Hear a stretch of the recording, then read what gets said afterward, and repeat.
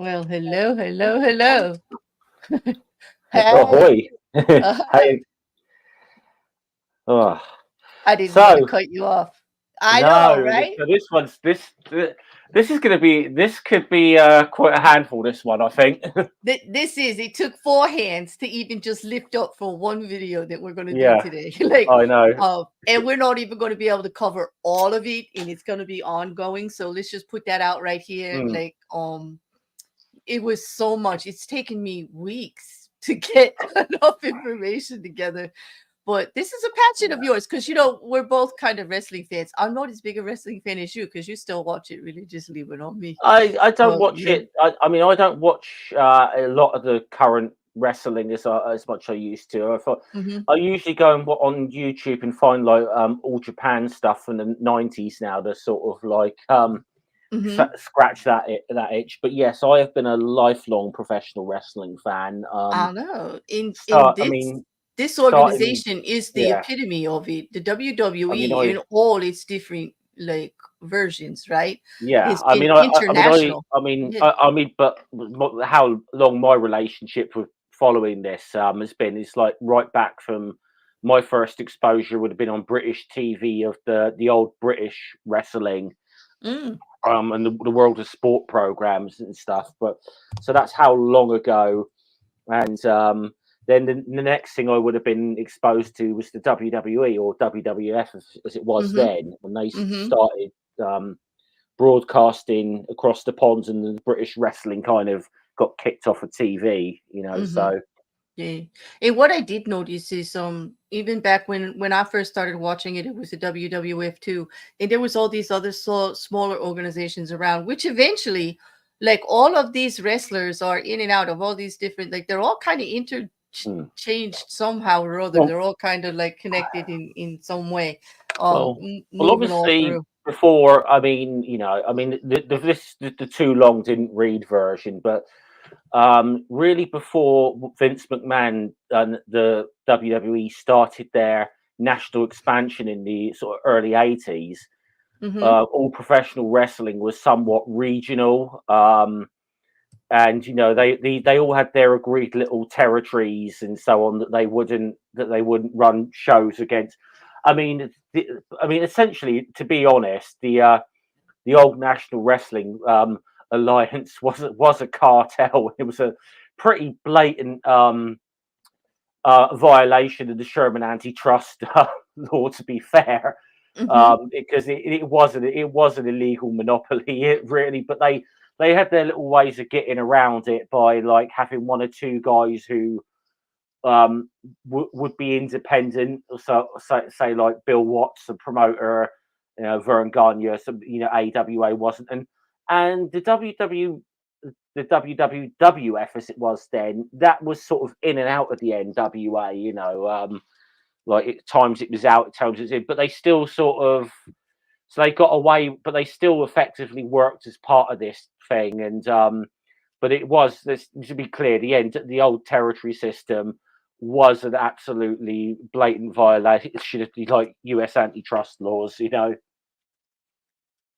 No, yeah, I can see all that. And you say all that in violation of all of the laws and all. I think one of the things that we're going to see lay out in all of the allegations and accusations that are going around right now, mostly about Vince McMahon and how he ran the WWF or the WWE or whatever you want to call it right now. Yeah. His actual entertainment enterprise, let's just call that his wrestling entertainment enterprise, whatever name. I mean, Sports right now, entertainment, pal. yeah, Sorry. right That's now it's under TKO, right? yeah. Because he joined with UHF, is that right? And It's Endeavour, who were the parent company of the Ultimate Fighting Championships, the UFC, and they exactly. formed And this entity called TKO, which includes the WWE and mhm, UFC amongst mhm, others things. But those are yeah, its main two mhm. things. And let's just start with how did we get here to Vince McMahon being the number one search name in article written in the last like month or two. Okay. It starts in January from what I can see. Vince Mm. McMahon came back in the beginning of January to the board, did he not? Like, And I'm immediately, trying to think of the timeline now. Hold on. I meant to get this article up here. I got Th- dates. there was January. a time. Yeah, there was a WrestleNomics actually did a. Yeah, yeah. And he fired 3 key board members. 2 board members decided that something was going on and they stepped down. 5 people gone. He actually brings to the board 2 more people who he Yeah. knows that he can So actually that are okay. actually supporters of him, which would be Michelle Wilson and John Barrios, okay, which are known Yeah. like, check So I've got boxers for Vince now. McMahon, clink clink. Okay. Now So I've got a. go on. Of the as far as the wrestling media goes, this is one of the more reliable sites as far as I can tell. Mhm. By Brand Thurston.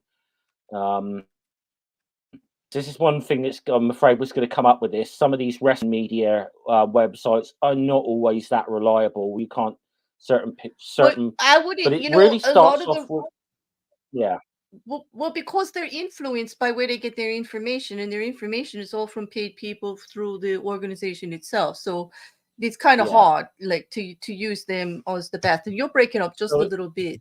But the oh, reason sorry, that I actually mentioned the change of board at that time is because his daughter, Stephanie McMahon, was on the board then and immediately resigned in all things and walked away. Like as soon as he got back, done, yeah. walked So out. there's Okay. yeah. So Um, there's a timeline of events here that goes back to January 2022. So it goes back actually a little over 2 years, which is the Yeah, because start in with January yeah. he needed to resign over the whispers of sexual allegations. See, Well, that's where it it, started. it starts off with this Janelle Grant, which is a name you're going to be hearing an awful lot throughout the Mm-hmm. streams. Mm-hmm. Signing an NDA, the original NDA, um, and then obviously then it all goes on that by March of 2022. I'm just picking out highlights in this. The board of directors from WWE receives an anonymous email from a person, Mm-hmm. containing who we believe is a friend of Janelle Grant's, Yes. disclosing about that these payments were being made, and Mm-hmm. it's then all of a sudden Stephanie McMahon suddenly Is in decides charge. she steps away. Yep. The Um, allegations under the as soon as the allegations were revealed again, as soon as let's just yeah. say as soon as the heavy core SEC investigation into the Well, payments I mean, started. the really short version of it was that the WWE at the time was still owned, 85% of it was owned by Vince McMahon, even though it was a Yes, he was. publicly traded company. Mm-hmm. Yep. The stock was set up in such a way where he would have, he would have controlling interest. That was never ever not going to be the case. That Yeah, I don't um, think anybody could deny that even if he wasn't sitting on the board, who was the biggest influence in yeah, anything that happened in that company, and and that would he, be Vince McMahon. I No one mean, denies that. Not yeah, not any of the CEOs, not any of the board members, not any of the wrestlers. Nobody's I coming mean, out and saying he didn't run well, everything all the yeah, time. Like, yeah. obviously it gets to a point in like 2022 when a lot of these stuff is coming out for like initially in the Wall Street Journal about Mm-hmm. these about a whole number of NDAs that he's may have signed, and it might have been done with company money, which is obviously Well, the might yeah, have there can actually be underscored with a couple of lines there yeah, because according to the SEC filings that the WD, because it's a publicly traded company, here's where yeah, really a lot of fun for me is because it's actually documented that $19.6 million was paid out for mm, NDA money that the board may not have approved or known of during the yeah, negotiations were done because a lot of these NDAs were not on file with the company. They were secret NDAs. Now, why are they secret NDAs? Like, if yeah. it's not legit and he's using the company's money to pay for an NDA. It's Now, is it okay? Let's just get it straight. It's not illegal to pay somebody to leave your company and shut up. Okay. yeah, You're allowed to have in business an NDA, not to discuss the business, your relationship with the business, and to accept a payout to just go away, leave us alone, forget your contract, and don't compete against us. Okay. That in the business world happens every 5 seconds. Oh, crikey, Every yeah. second. Okay. So we're not saying those NDAs are illegal. What we are saying is they're secret and they may have been too strongly worded to be enforced. Okay. Now, the irony of this about NDAs to show you how common they are. I mean, even in wrestling, now those of us who follow wrestling a bit closer will know we were making jokes about before all this stuff blew up again. We were making jokes about the other company, AEW, making people sign NDAs. Those who've been following wrestling will know what I'm talking about there, because the guy in charge of AEW is NDA happy, but that's just not for stuff like this. As far as we know, I mean, there's nothing like this said about him. But so we were all making jokes about AEW NDAs like just a few weeks before all this stuff with Vince McMahon resurfaced. But it all stems back to an NDA, because actual reason that Janelle is actually filing this lawsuit through that she can is because of his own, unfortunately, his own violation of his own NDA. There were payments that were supposed to be made in agreement that she signed this back in January of 2022, that, these payments that were going to be made, and the payments were being made. And her health insurance was being covered, and she was not supposed to speak about anything. And the NDA actually has some illegal wording in regards to trying to say that if he committed a crime, she releases him of it, because that's not up for her. Like, if they find that a crime was actually committed, she may not be able to testify based on the NDA, or they could try to enforce it that way. However, the pressing of charges for that crime is really not up to her if it's an actual crime and he's a danger to others, which the long list of allegations coming out and you know what? This is not one of those things. Let me just make this clear for everybody in the chat and who watches this later. This is not one of those things like that just like a mass media hit. Okay. Most of the research that I did on Vince McMahon and these allegations, I'm able to go back and find it being reported on all the way back to 1992. Oh, okay. Crikey, This is not like everybody just said, oh, let's get some money out of McMahon. He's having, he's on the downswing here. He's like an easy target. Let's just go strip the millionaire, which is a game that does get played on mass media. And I will admit it does happen. Some people do organize to do this shit to very successful men. This is not one of those cases. I mean, this could end up like being like Weinstein or something, couldn't it? I really do think so, because the one thing it has in common with Weinstein, and I'm glad you brought that up, is the one thing that it has in common with Weinstein is that you have this powerful man who actually influenced the culture and the climate of the whole organization. Okay. And unfortunately for Mr. McMahon, when he actually took the pride in saying, I was the one that did the writing for the scripts, I'm the one that came up with the ideas, I'm the one that wanted these all storylines to take place, I'm the moving force behind how these things get presented. Then you go back and you look at all of the storylines to where women are being held against their will, physically assaulted, impregnated against their will. Their miscarriages are actually used for fodder on there. Their personal relationships, they're made to bark like a dog, strip on stream, fake sex acts. So like what I'm gonna say necrophilia, is like, necrophilia, okay, I mean, exactly. And then he genuinely put this on his own TV, because he thought it was entertaining.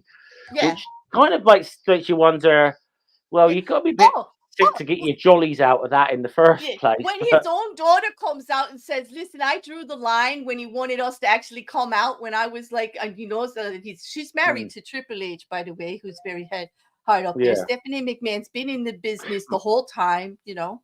Um, she's been degraded physically. It's just like the culture there. It's kind of like, and nobody made a big deal about it. Like, I'm not gonna like act like a snowflake and say that, you know, oh my God, that was like so horrible in 1992 that he made so and so bark or whatever. No, I'm just saying it doesn't look good because he's out there pounding his Yeah. chest, saying how proud he is And about all of this, and then it's actually going to be I part mean, of they're a not, court case. He's going to look and really, really, obviously, really if you look bad. at some of Yeah. the details in the lawsuit, and I don't know how graphic we want to get, because some of it is too, to me, it's too revolting. Some of it to go into the real detail. It's so just, it is so absolutely disgusting. revolting, but like I'm actually gonna I've got it, Mm. and I'm going to for those of you that want to read the I'll just details, let's just say, there they are.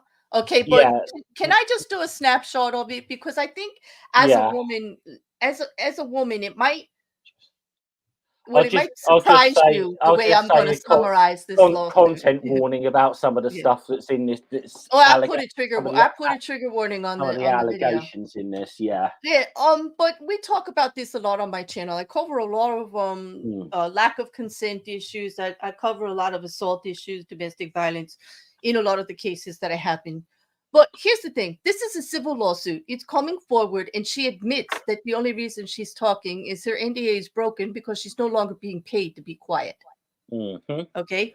She also Yeah. admits to being in this relationship and doing all these things for Vince McMahon, with Vince McMahon, and that you can read the text messages, and some of them do look like she is actually agreeing to a lot of this content, not actually the stuff against her will, where she says no. Some of it is absolutely totally vile. But the one thing you'll find unique in this filing is that she does take accountability for her contribution to everything that she did too, which brings in John Laurinaitis. How do you say it? Laurinaitis.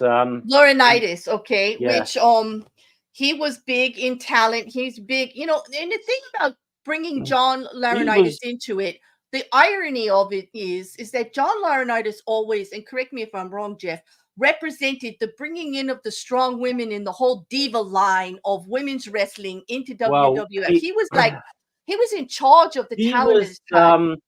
He's the stepfather of the Bella twins. Now, so he was in charge of what's called something called talent relations. So he was effectively, I suppose, partially he was a go between like the office and the wrestlers. But also he was in charge at one time. He was in charge of like the developmental programs and overseeing them. And one of them was the Diva but strain. a lot of it, went on. a lot of it was hiring and firing. He did a lot of that, and which and I have heard stories that he used to send women to like one of the tryout camps that he'd signed to. It was basically just women who he'd sat through and looked through lingerie catalogs or something for like attractive models, and would sign them and then send them to like a wrestling school. And of course, a lot of these women, you never made it because they didn't really have any interest in becoming wrestlers. It was just suddenly there was some money dangled in front of them, and we'll give that a try. But yeah. So Juju says, so it was known that McMahon was a bad guy and everyone was okay with it. Okay, enough to let it continue at least. Let's just say that the lines were blurred between what was actually theatrical, what they thought was like over the top extreme entertainment, and what was real life. It seems to be that those lines were blurred a lot in the wrestling organization itself. There have been rumors for years about the wrestlers themselves being mistreated. First of all, like this lawsuit was filed on January 25th. Okay. The reason I mentioned Vince McMahon coming back in the beginning of January, firing people, getting things all in line, is because there were rumors of this. He knew he wasn't paying her. And I'm sure that letters were going back and forth, emails from the attorneys a lot of this at that time. A lot of the reason he came back as well was to make this sale to Endeavour. to and protect his assets. yeah, Let's I just mean, be so real. I mean, Yeah. essentially to cash out, I suppose, in a way, and Mhm. he still is the single largest shareholder in this group called TKO, And he's but going his to need it but because his stock is only about 12%, which means what he did last time was effectively when they tried to get him out, because he had like 85%, that he could basically just barge his way back in, and because how can you kick the guy out? He owns 85% of the company. Now he's this in a is bit true. of a position where he's had to go again. It's going to be a little. I think it's going to be very hard for him to try and pull that stunt again. It is 'Cause- because this lawsuit, the civil, and this is a civil lawsuit. Let's be very mm, clear. Janelle has filed a civil lawsuit against him. yeah, However, there is, and let's be and we very should clear, there's say a these are federal all, yeah, investigation going on and we at this should say time. that these No are all criminal allegations charges. as well. But these are Well, the current all yeah. allegations. But I'm going to say I think some of them are very credible allegations, in my opinion. Well, they haven't answered yet. I'm waiting. Mm, I'm waiting to see Vince their answer to the civil lawsuit. I'm also the fact that there's a federal investigation going on all the time, and there's actual documentation all along from the SEC about the NDA payments. There is some credibility to this civil lawsuit because the NDA civil these payments have been documented through the filings that they were forced to make with the SEC. The SEC, they're opening up their own federal investigation on that, on the money, mm. and that happened in 2022 to 2023. There was a subpoena issued in the summer of 2023 for Vince McMahon's phone, Yeah, which is why the federal investigation is still ongoing. Now, picture this, people. Vince McMahon's phone. If we look at everything he's been accused of doing since 1992, or that he's been responsible for, we've got dozens of allegations of sexual misconduct. We mm, have we have violence against, and actually retaliatory physical violence and messing with people's personal lives with people who disagree with him in wrestling, like all along, including his own wrestlers. Okay, it's set up, including some of his own family who didn't want him to go too far and were ousted from the company. Poor Sean. Let's just say hmm. Sean McMahon out. Shane, Stephanie, yeah, Shane, yeah, yeah, out. Okay. Um, let's just say he has used his family in theatrics all along, especially when he's been married to someone for many, many, many years, Linda McMahon. yeah. And And my there was understanding is that they've been living separate lives mhm. for quite some time now. Well, Because because the real life I mean, story is. I mean, she was in Donald Trump's cabinet, at least for a while, anyway. Yeah, but besides that, the storyline to where she was ill and in a coma and he was having an affair with Trisha Stratus. Now we know all those was Yeah, theatrics and everything on there, but the fact that he would wheel her up in the wheelchair on stage, she was quite willing. Except for there's actually a personal story from Linda in Vince in an interview where they documented she actually didn't think he was cheating on her till she actually asked him and went yeah, down a list, and he had to say yes to every single one, and he had to start cleaning up his act. And he says he will always tell his wife yes if she asks, but a lot she didn't. But they live separately now, and she's not asking anymore. Let's just yeah. say that. Let's just say that. So, For whatever reason, she's chosen not to divorce him, and I think that might be business reasons or something. I don't know, but could have personal reasons too. They yeah, have they've got family, their they have mm, grandchildren. Like, I don't even get into that part of it. They make their own yeah, decisions. My only point in bringing that part up is the spillage over that she had this list. Okay, Jeff, that yeah, she admits that she came to him with a list, and she does too. And she went down the list, and he had to say yes and yes and yes and yes. In the majority of the people on the list were talent from WWE. mm. In this whole thing about back in 1992 when we had the steroid allegations going, we had the steroid investigation going on and Well, the overuse of steroids and all of that well, going the on in the first thing WWE. I'd say 1992, there was a whole bunch of scandals and there is, Mm-hmm. if you look on YouTube, there are a number of TV programs from Mm-hmm. around about then. and Phil Donahue did a show where Vince Mm-hmm. McMahon and a number of people were on there. And also Geraldo Rivera. It Did an was Geraldo expose. Rivera caught on to the Rita Chatterton story. Yeah, and During 1992, this is when the allegations of WWE cultivating a climate of abuse towards women in degrading and situations not going not on. just women, not Yeah. just women as Not just well. women, because there was the Yeah, announcer, right? Hold on a second. the ring boy Yeah, Mel scandal. Yeah, Phillips, Pat Patterson, and Terry Garvin were yeah, accused as being the three to actually be grooming young ring boys. Okay. yeah. And these kids were actually interviewed and they were like, why would you do all of this? Oh, we got backstage passes. They didn't really realize they were doing anything wrong. Well, they They were were essentially groomed, they were being seduced, hired to like bribed. put the ring up and stuff like that. That's what they were essentially there to do. But Yes, and yeah, then they got. part of their thing was they'd get a little bit of money and tickets to the show, and then like, hey, they get But I'm you know sure their photographs taken with think some they'd like get Hulk groomed Hogan and or whoever. Yeah, yeah, I'm sure yeah. that thing on their Now mind I was got to getting groomed and assaulted at the time. yeah. But I mean, starry I eyes, you know, mm, Pat Patterson, several people came out against Pat Patterson. I remember yeah. superstar Billy Graham lost his Super, career. Yeah. super, yeah. Now here's the thing I've got to say about that scandal. Most people when I've listened to people like in and out of wrestling and media who talked about this, um I think doesn't seem to be much disagreement about Terry Garvin and Mel Phillips. Some people think there's some people who think Patterson might have been accused unfairly in this, because some people, I mean, the superstar Graham, I've got to say, admitted later on that he made a lot of that shit up. Mm-hmm. And That's right. another guy who was on that Donahue show, it was a guy called Murray Hodgson who was like an announcer or something. Mm-hmm.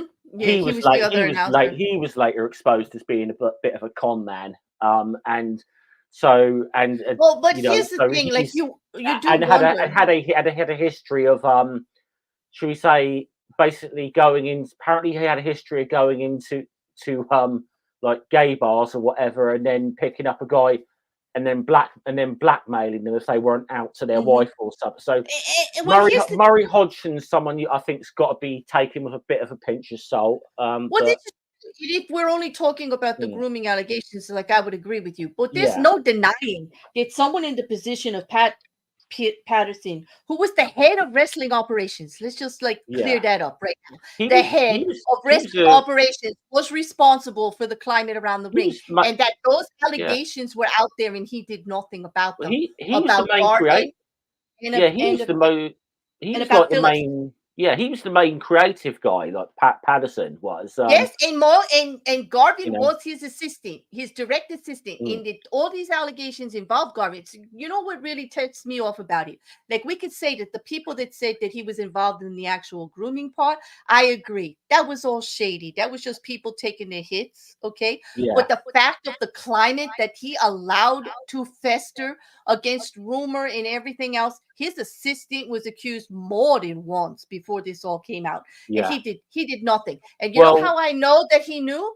Because you know who disappeared out of this story and we never heard from again? Garvin. Gone. Terry Garvin. Okay. Yeah, Yeah. yeah. Okay. Terry Garvin And went. because I know that, and Pat Patterson got fired and then rehired and fired and rehired. And so did actually the announcer who did the Mel Phillips. assaulting, Yeah, who had more people, more of these kids came out and talked about Phillips than anybody. These actual kids who said it happened to them, their credible stories came out about yeah. Phillips. And he was actually let go and then rehired even after that. Like, that's what tells me that Pat Patterson doesn't walk away from Well, this apparently clean. they. He Oh knew. no, He yeah. knew. There's just. I mean, I don't discount the allegations against Patterson, but I just say I know Mhm. that there are people that do believe he was innocent in this. I would I say don't. he may be innocent in the actual acts, but Yeah, I but do I not don't think know he's that innocent think in he's. the knowledge or the ability to actually do something Yeah. about it. He was the only one that could at Well, the time, and he didn't. apparently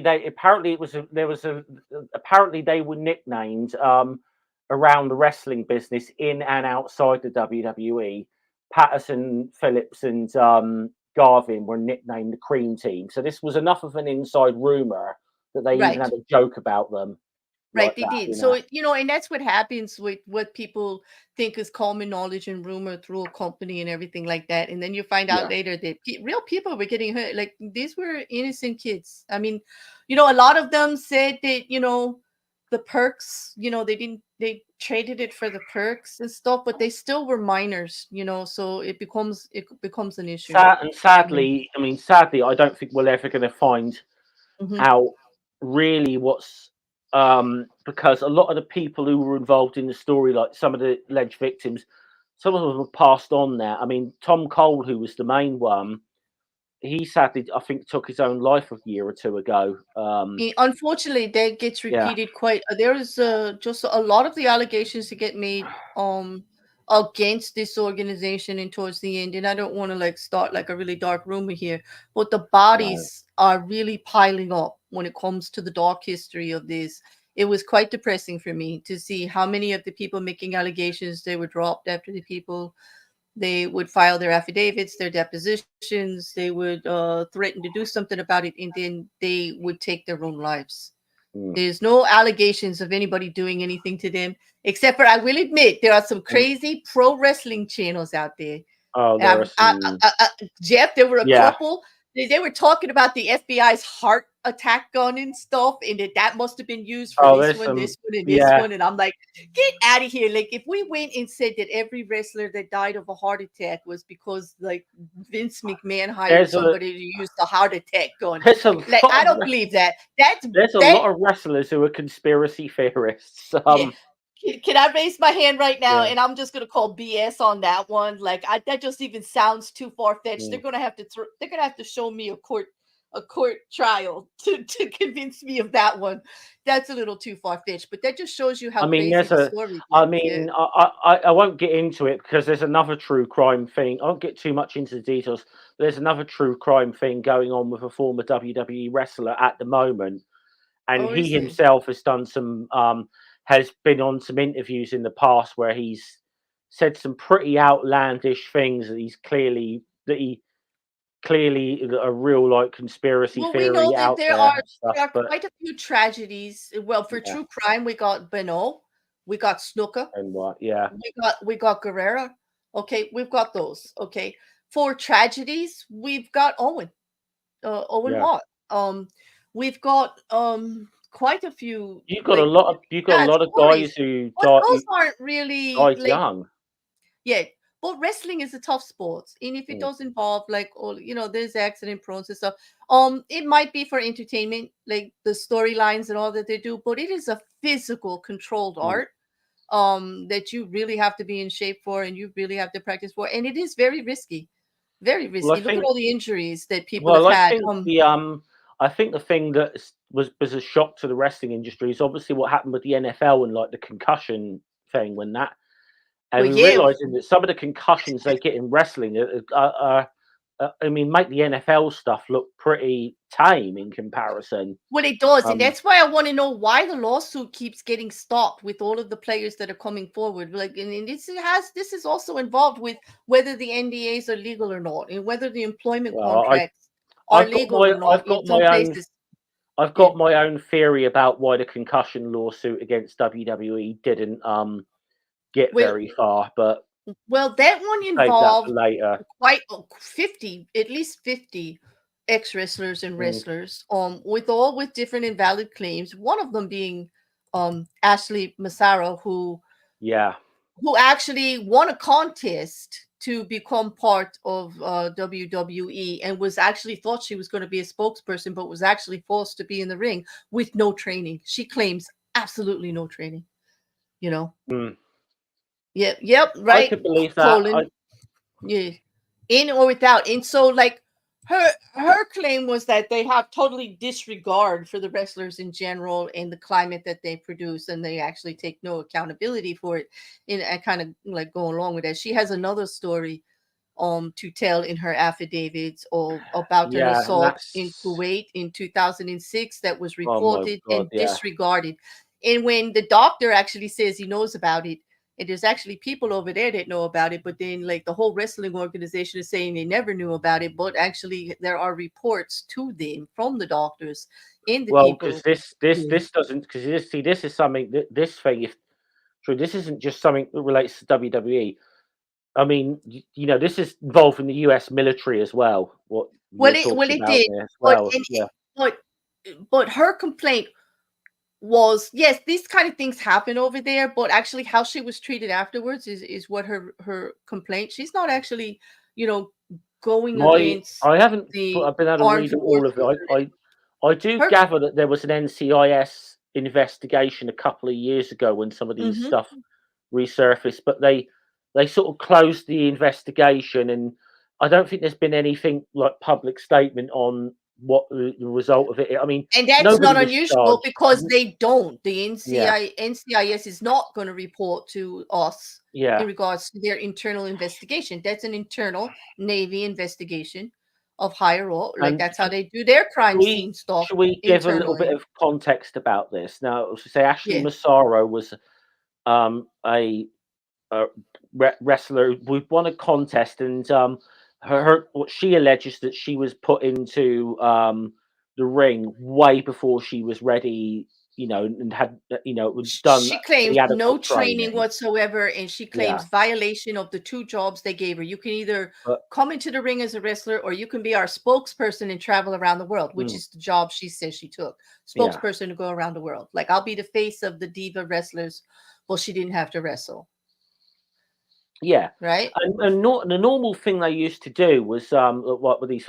Said they had this develop place in like Kentucky called Ohio Valley Wrestling at the time, where they used to send trainees and so on to get Hmm. on the job, to get training so they could they work out in the gym, learn how to take their bumps and so on. And usually they were there for 6 months to a year or so before they would appear on WWE's television, if they Hmm. made it at all. But Hmm. even I thought at the time Ashley Massaro did seem to get onto WWE's TV rather quickly, and I kind of thought that at the time, but I didn't really pay it much Well, she won that contest, attention. remember? Yeah, Like she won a contest, like to get on. It was a big advertising contest yeah, to get new fresh blood. This was part of that like diva concept of bringing female wrestlers in. yes.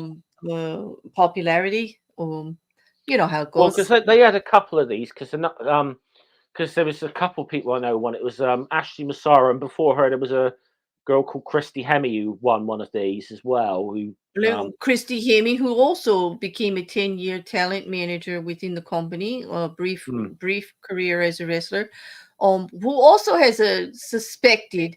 Now they don't know the actual yeah. name, but there was a $7 million NDA payout to an executive of 10 To, years. well, In there was an to know it was to a talent who was released in like 2006 after only Mhm, being there about a year or so, mhm. and 10-year no affiliation. one Yep. knows.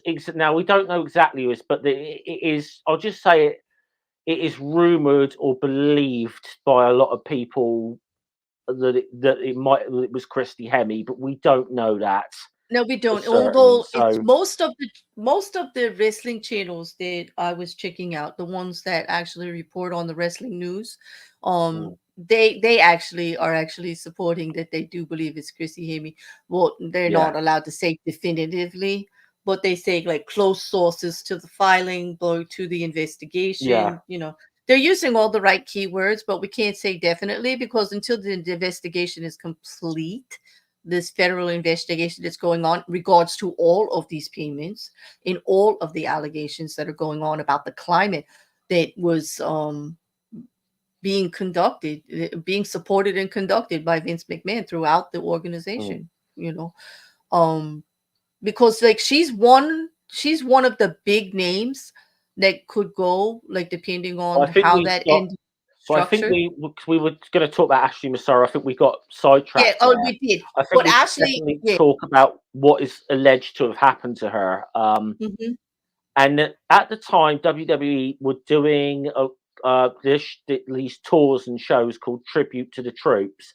So essentially, it meant them putting on shows for like American service Hmm. people in like places like Iraq or Afghanistan or so. So they would get so they would work with the military, and they did a show in Kuwait because obviously there was troops out there, and according to Ashley Massaro at the time, she was backstage when someone who identified themselves as an army doctor is allegedly drugged her and did whatever with her. Mm-hmm. And she, went to, try to tell people in WWE about this and was essentially told to keep quiet is the gist of it. She said she tried to report it while she was there. She was Mm, actually treated pretty poorly, like on her way back. Like, she was actually left off the plane, actually for the trip back. She was left alone mm, on her own there. She had to get her own ticket back. She was kind of yeah, shunned a little bit because of this. But the strange thing is, here's what actually stands out to me as to being very truthful in regards to her affidavit, because she's the executives of WWE, Vince McMahon and several others, are saying that they never knew anything about this assault, and that they was the still say company. that. That was the Okay, company line for a long time. And all it right. still Well, is the company line that they knew as soon nothing as about she, this. but here's the thing that turned me. As soon as she got back to the States, right? She gets contacted by a doctor from WWE for a complete exam, Yeah. saying it's part of protocol and saying, tell me what happened to you over there. How did he know about it? How did that Mm, doctor know about it? And why did they insist on an exam? She reports everything to him, everything that happened. Okay. She knows that report went to Vince McMahon and the executives up there, that it was standard mm, procedure. That's what they do. That's been reported. They still deny they knew nothing about it, and yet it's all in the report from the doctor when she got back from the United States too. Same yeah. story that she told over there. She told him over here. And besides that, she told him, I'm only telling you, I don't want anybody else to know. And they told all the lawyers in WWE, and now she's being approached by everybody. She's being threatened to keep quiet because the Yes. doctor And is spilling the I beans. believe the Yeah. quote that is attributed to Vince McMahon is, "Don't let one bad experience ruin this whole thing." With like because they were Our relationship he with the yeah United he States was military. yeah he Yeah. didn't want and I mean I've got to say, listen, it wasn't like I don't think WWE were getting paid to put these shows on. I think that this was a this was good public relations for the WWE, really, to go and Mm-hmm. do these shows for the troops. This was Mm-hmm. good public. It was good public relations for them to do this stuff. Mm-hmm. So I don't think it was like. I mean, it's not like the blooming deal with Saudi Arabia, which is obviously is worth hundreds of millions of dollars to them. But I think it was good PR for them. I think to be have that relationship with the U.S. military, and Mm-hmm. they didn't really want to. I don't suppose they wanted to paint anyone in the military in a bad light if this had happened. So Well, there's even more, because like that allegation was there for her. Unfortunately, there'll be nothing in regards to that allegation going forward about mm, him knowing and not doing anything, or putting her at risk, not helping her perpetrate justice against what was done for her. mm, The company who should have been protecting her if something happened to her under their employment, she was just turned away. She got no support from the company whatsoever. She got threatened about it. She also joined, the reason we're mentioning her is she also joined the 50 yeah, wrestlers who complained is she couldn't work, she couldn't do anything. She blamed all of the head injury stuff on the multiple yeah, lack of training that she had and everything, and she did feel a certain way about not the company not backing her, and mm. her story got told again in that lawsuit also. I mean, I think of a um lot.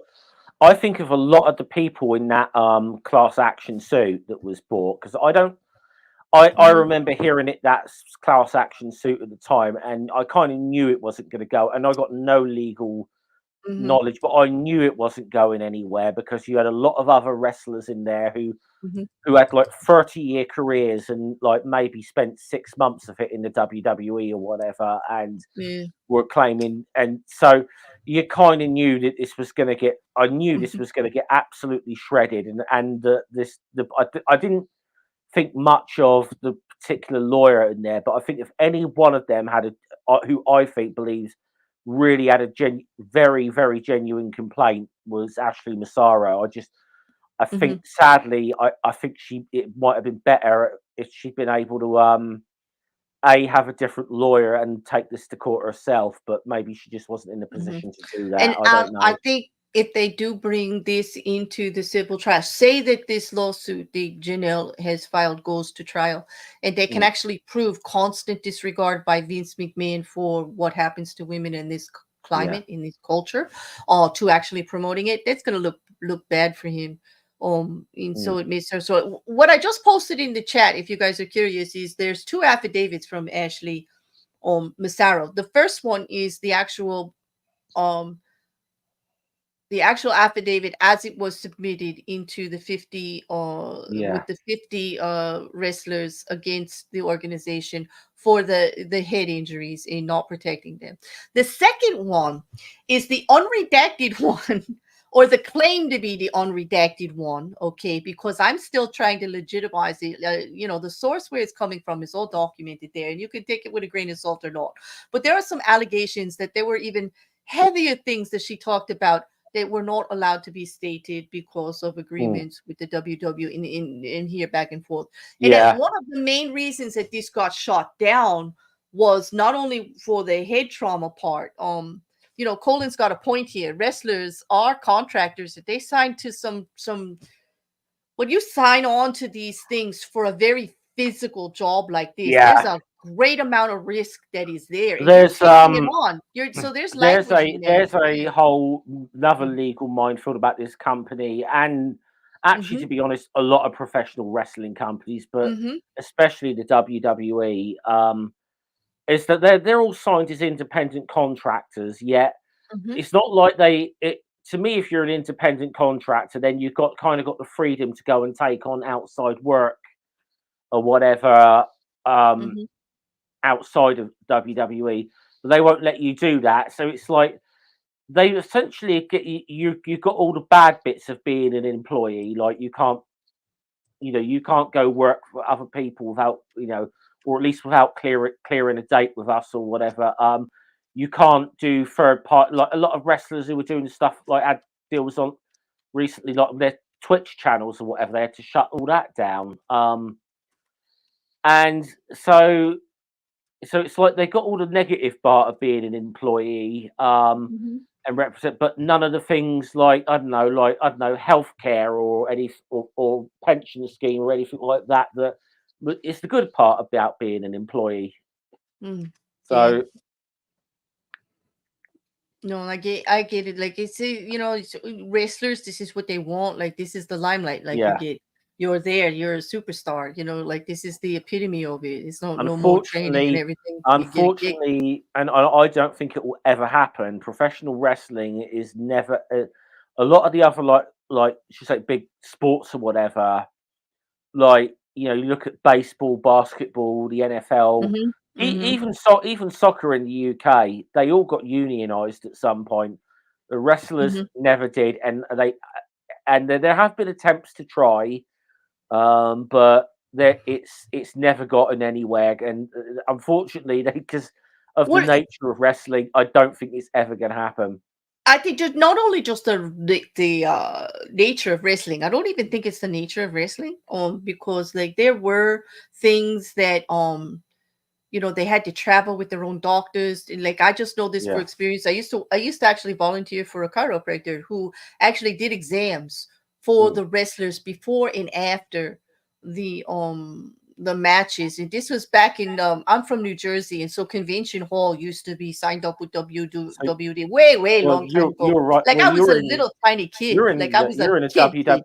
you're in the Northeast. That's WWE Yeah, heartland. You know, we're in when the heartland, you know, mm, where all these cases are coming out of New York and everything like that on mm, the McMahon. So, um, the wrestling was done, you know, and they would have to examine them all. So they did like take precautionaries. There were some, there are things implemented, you know, for the health and well being of the wrestlers like that. And that was way back then. I don't know if they got rid of that or what they did eventually. I would think it only got better if they were thinking about it yeah, back then.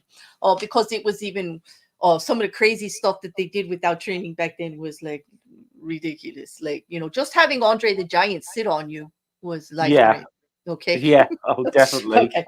All right. So, like, all humor aside, like, we have Ashley Massaro's part of it, but I would like to get to the Rita Chatterton part about it because that just settled, and that And goes all the way I back to just say about the 1992. if Yeah. people say, I will say what we because we you briefly touched it. Unfortunately, the reason we probably won't hear any more about this because of people who don't know Ashley Massaro. Unfortunately, she took her own life as well She back did. in In 2019. 2019. Yes, she did. And you Yeah. know it was very. Mm-hmm. And there's still more stuff with her because there's been stuff that's been said Mm-hmm. recently by her ex-boyfriend Paul London, who was a WWE Was a wrestler at wrestler. the time. Yeah. There are plenty of people who spoke with her afterwards, and who dealt with her after the event and everything. She was very well liked. There are plenty of people speaking up for her right now. Oh, there's there. Especially after they threw the case, they threw Yeah. the head trauma cases out of court, like they threw that out, basically because like some a lot of people got to like many people were jumping off of the lawsuit instead of more people joining Oh it. yeah, People and were I leaving it. got to be honest, and I heard it from the vet. I didn't have a lot, to be honest. I didn't have a lot of faith in that lawyer who was bringing that case Hmm. either. Um, Hmm. I just felt he was gonna. I thought he was gonna get absolutely shredded by WWE's lawyers, and he did. But there So wasn't a lot of money behind it, and you're going up yeah, against a huge organization. And I'm not going to say something probably will still come of it eventually because there's been plenty of mm, historical documentation in these kind of injuries now and how to prevent them in other sports. So, you know, yeah. it's going to eventually, you know, get there. It's not going to help those that are already suffered from it, but that's the least of what's been going on. Like we've got allegations of covering up for Jimmy Snuka. Oh We've my got god, that's yeah, that's a. And these we've are the got things. These are all such deep rabbit hole things in themselves. You know. mhm. Um.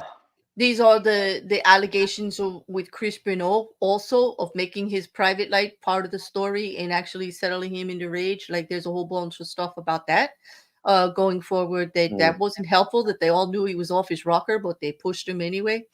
I'm not going to say they're responsible for what he did. He's responsible for what he did, obviously. yeah. Obviously, he is. And definitely an examination of his brain suggests that he had serious head Hmm. injuries as well. Hmm. So, Yeah. but And you know, there's you know, there's been other neglectful lawsuits that have I mean, Owen Hart's wife sued yeah, also. That tragedy. What really struck fans and people involved in the industry was that when that happened, the show just went on. They carried him away and they forced the wrestlers to continue with the show, which I yeah, found to be. that was always I never understood. I mean, I never understood that decision. I Mhm. mean, I know there's this sort of attitude of hey, the show must go on no matter what, True. but And it was like I this tell is you the what, beginning of pay-per-view. something like Yeah. that had happened, and I was a wrestling fan, whether I'd be in the audience or watching it on pay per view. Hmm. I don't think anyone would have complained. No one was going to complain if he cancelled the show that night and said, "Look, I we'll do a make good in a month or whatever."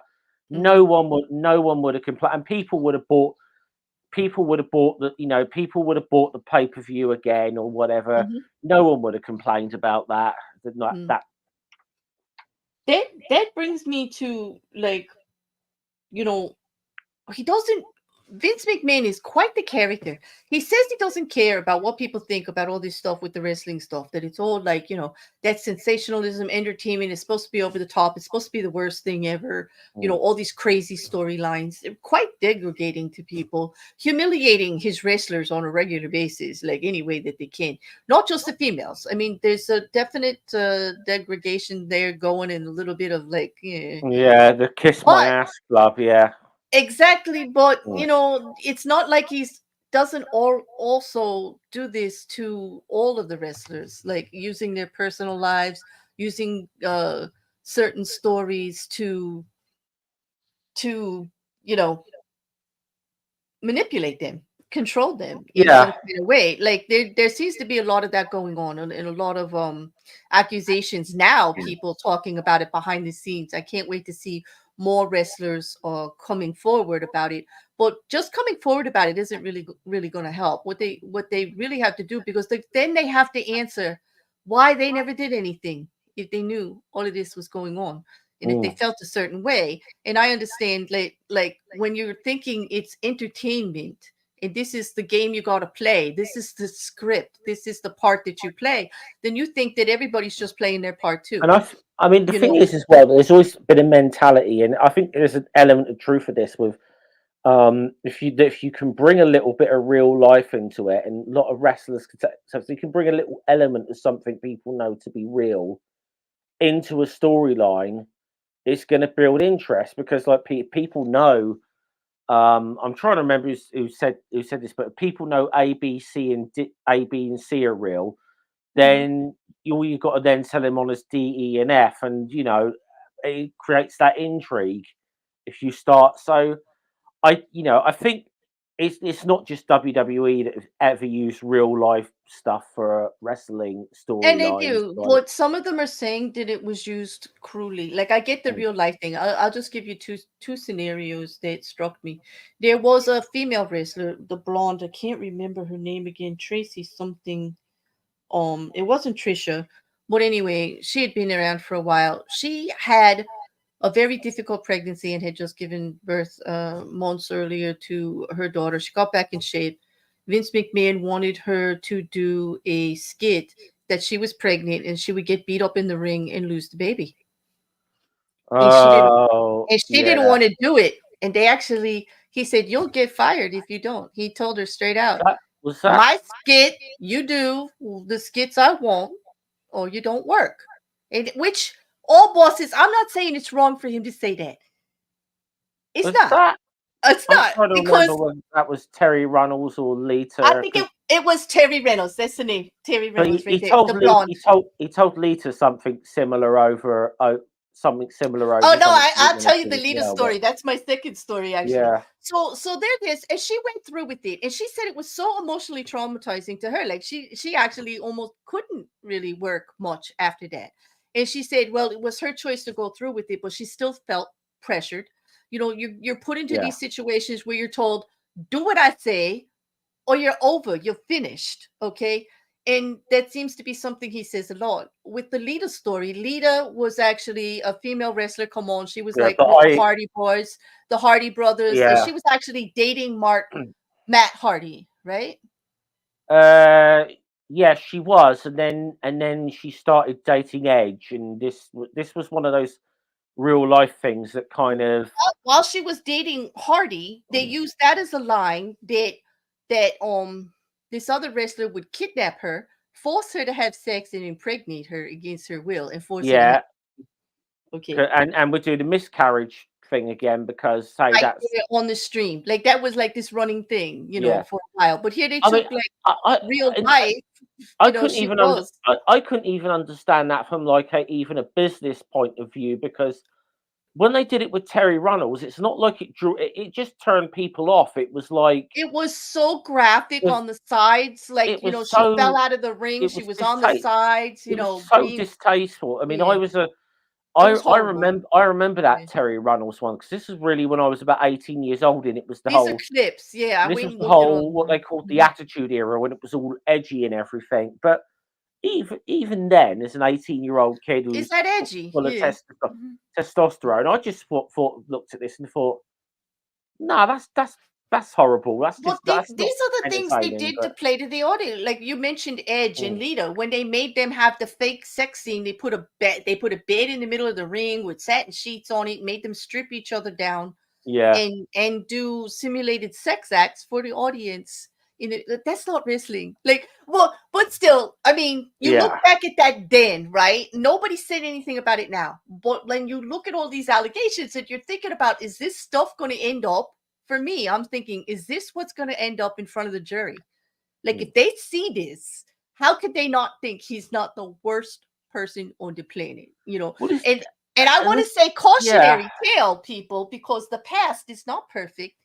And just because he writes those kinds of stories doesn't mean he does that kind of stuff. Although the allegations yeah. are that he does, and he does even worse. Okay, I because think it. then I think it would look. Bear in mind some of the graphic nature of Janelle Grant's lawsuit, and you look back at some of the stuff you see on this, and you think, yeah, there's something depraved about this man. yeah, Um, coin I mean, point. even if he just thought some of this stuff was entertaining, it's Mhm. pretty depraved in of itself, because Yes, what you find to be your fantasy life sexually, whatever, with your partners and everything like that, that's one thing. But the graphic nature of some of the things with Janelle that were going on, but she yeah, was like willingly there. Laurinaitis was willing, he was there too. But now he may be turning evidence because there's a federal investigation going on. His lawyer is making statements like, "Listen, if you look at McMahon's history, it's all about coercion. It's all about sexual power play. He makes people have sex so that you don't violate the NDA." And that's why I want to bring up Rita Chatterton, because that's the whole deal right yes, there. This is one of the things that I think is going to help prove Janelle's case civilly, mm, because me, I'm looking at the legal aspect of this. Can she really prove this after all those years of participating and staying quiet, getting her money? Will she be able to actually convince people that she was coerced? Well, if John learned artist comes out and says he was too, to keep his job, because here's oh what yeah, and happened with Rita that's the Chatterton. other thing we got to mention later about Lauren Iters. Yeah, Oh yeah. we got to mention Well, that. let's talk about Rita Chatterton, who was the first Yeah, female referee in the WWE. This goes all the way back to when the allegations came out in 1992, that she also was forced to have relations with McMahon because she was all of a sudden not getting jobs, wanted to talk to him, showed up. He invited her into a limo, just to make the short story, to talk to him about the issue, and was told right then and there to please him. And if she didn't, she was out of a job. And when she didn't please him enough, he wanted more. When she didn't please mm, him morally, he wanted physical. When he actually made that happen, she says he actually picked her up and put her on him. When that was done, he said, "You just violated your NDA. I told you from the start you could never, have sex with anybody in the organization, or you're out." mm. He said, "Haha," and you just violated it. Like, talk about coercion. Yeah. talk Well, I about mean, and talk about manipulation. Okay. Well, talk here's the about a clincher power for trip me. as well. To Listen, just say, "Haha, now you just violated the law yeah, rule I made." Talk exactly, about that because you knew kind of. all about that rule and you didn't protect yourself, and now I'm going to use that against you. So if you ever say anything about what just happened, that's what's going to happen to you. Well, here's the thing. If none of that is true, why did he just settle in the beginning of 2023 with Rita Chatterton for Yeah, millions of dollars to be quiet? See, here's the thing. If you're innocent, what are you spending millions of dollars shutting people up for? You could spend mm, millions of dollars on that lawyer. He said, "No, it's cheaper to pay the millions of dollars in NDAs." I said, "Really? How many people are you going to have to defend yourself against then? Because that doesn't make any sense to me. You could get, if he took the 50 million and just got a really good lawyer, he could, right? and If he's innocent, let's be clear. This guy can afford it yeah, as well. Let's be clear about this. This yeah. guy's what. This guy's a billionaire. He can afford this. Mm-hmm. Exactly. And And and this if there's nothing to it, and why did you fight so hard to get back on the board in the beginning of January? And Janelle and files her lawsuit, and you're gone 2 days later. and to, Gone. and here's the thing as well. Whenever he's wanted whether in his past or whatever, whether it's been like a criminal thing like the steroid trial or whatever, or an awful lot of civil stuff or whatever. He's fought a lot of lawsuits. It's not just in his character just to pay people off. Oh, That can I is tell you not. about a couple of those? Like he did sue when Rita Chatterton went on Geraldo, which you mentioned earlier. The Geraldo was one of the ones coming out about these allegations. Yeah. He sued Geraldo. Okay, he couldn't sue them for the content of the show, though. Mm. He sued them for not presenting his side of it because he couldn't go against anything that was said. The same Yeah. thing happened. The same thing happened when the New York I mean, Post I came out know. and he tried to sue Phil Mushik for his expose Yeah. on everything that was going on in regards to here. But you know what he couldn't say in any of his statements? That McMahon could not say that Phil Mushik lied. He couldn't say anything about the content of his article because there wasn't any lies in it. And he did talk to Mushnick. And I'm not going to say, listen, I'm not a fan of Phil Mushnick. I think Phil Mushnick's an asshole, but he did, I and think it was a very negative article against Vince McMahon, who Vince McMahon contributed to, and he tried to sue him because he didn't like the way it appeared. I mean, for what I know about Phil Mushnick, pretty much everything he writes is negative anyway. It's just that's kind of his. True, but why would McMahon take the interview? He knew the New York Post reputation with Mushnick. Like he took the interview anyway. But none of these cases were successful. Let's just say it that way, because you can't say someone's ruining your reputation when you have an awful reputation. Here's the thing, because now I mean, I've got to say now I have heard that. So I don't think want to make people like Geraldo Rivera or whatever that be heroes, because I have heard that apparently he pressurized Rita Chatterton into coming on that show and talking about it when she maybe wasn't really ready to do so. We knew that. Well, you could tell in the interview too. In that interview, is still all over YouTube. You guys can find it. I did not pull the link for you, but several of the videos that I listed below, especially the one by Rebellion, gives you a good history of these allegations and these talk shows and these suits that went through. I recommend you watching it. It's not that long. And the young lady, she's not a really huge YouTuber, but she did a really good job of laying it out from A to Z. There's also one down there from Vaughn's World, which is more, he's more a wrestling fan. It's got more of a wrestling spin on it. But I'll say, I mean, another good one was Post Wrestling did a good one on the Ring Boy scandal. On the Ring Boy scandal. I think I have that link down there for the Ring Boy scandal. They did a pretty good one on that because there was something I didn't know at the time about what because about what was going on with Mel Phillips and what we were talking about earlier. Right. Apparently, the guy Tom Cole, who's been made one of the allegations, by this time, Vince and Linda McMahon had gotten to Tom Cole and kind of got him to.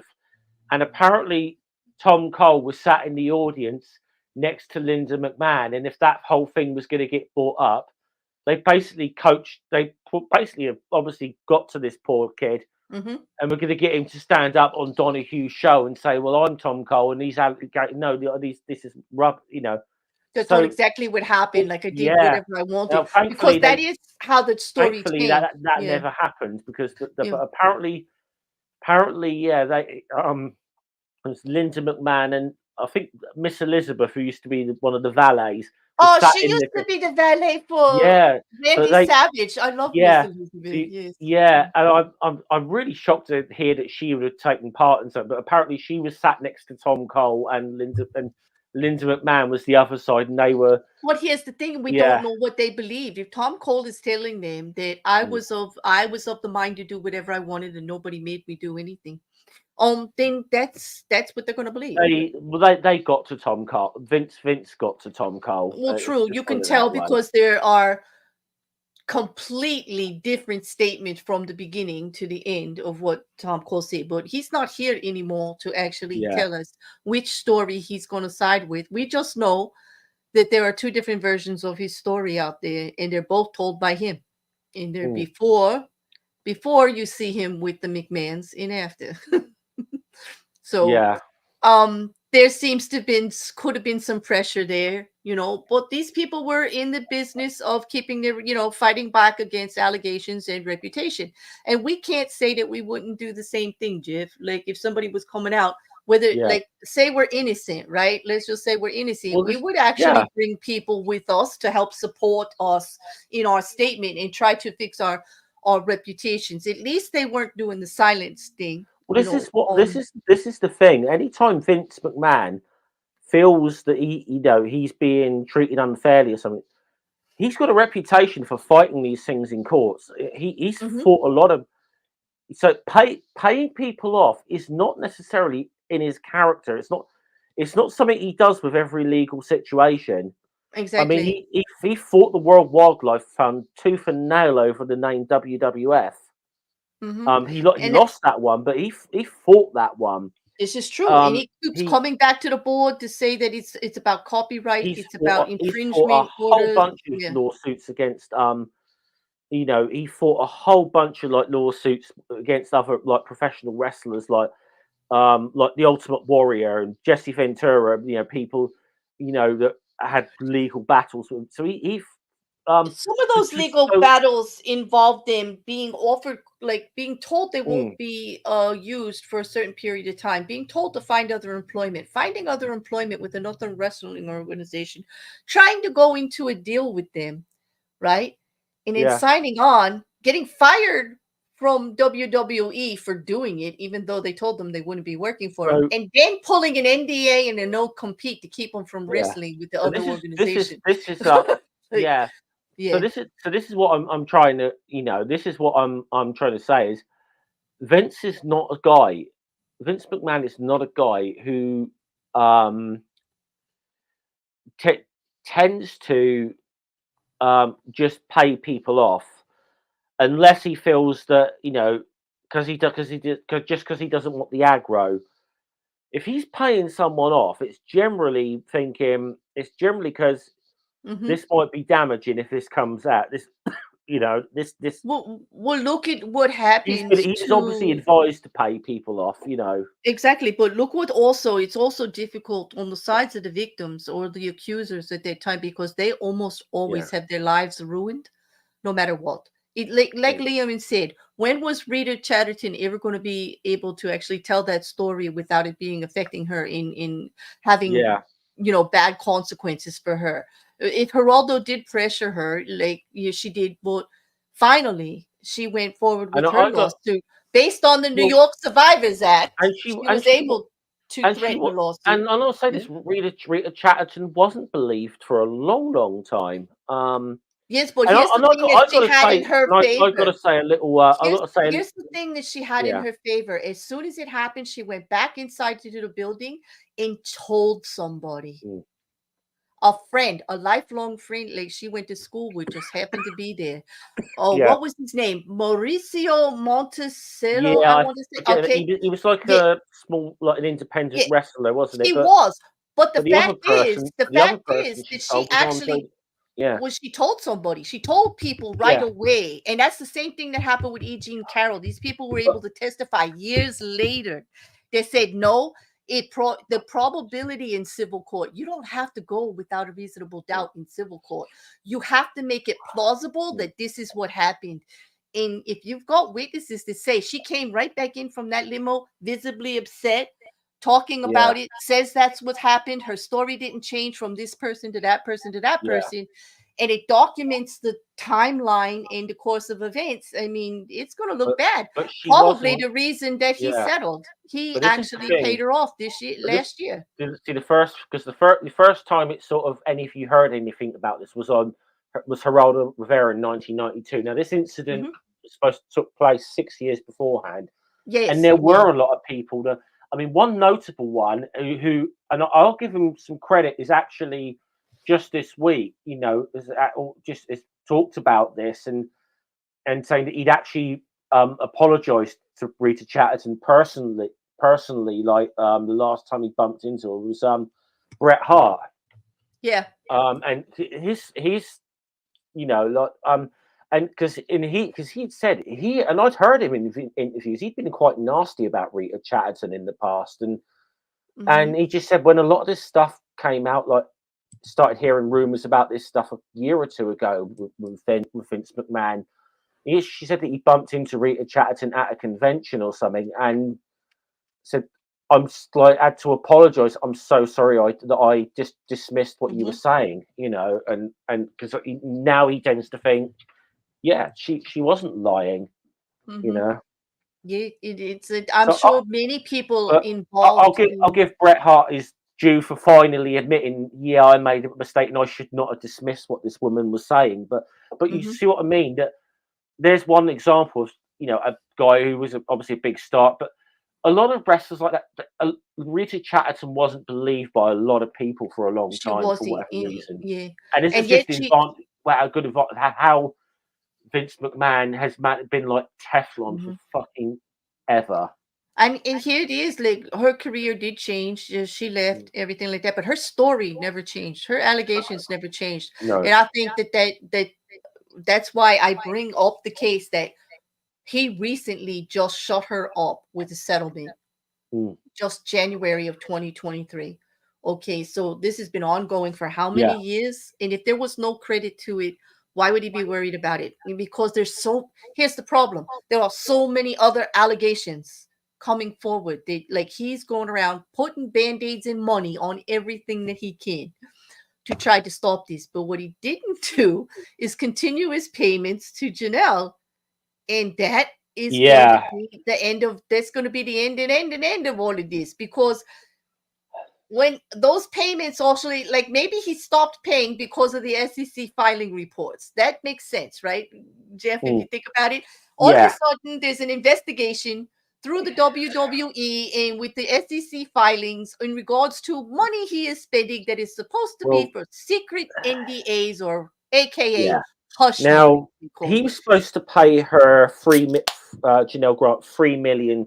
Now he paid $1 million of it, and they were supposed to pay 500,000 a year for the next 2 years until it was paid Right, off. until it was paid off. Yep. So, but he made that initial million payment, and Mhm. no more came of it because um you know, like I said, by March for like just a couple of months after that initial payment is when the board of The directors gets this the email and they start looking into, They do, and then the SEC and filing Vince comes out, Vince and boom. Yep. Vince McMahon obviously gets it into his head that she's talked and has therefore violated the NDA, so I don't have to pay.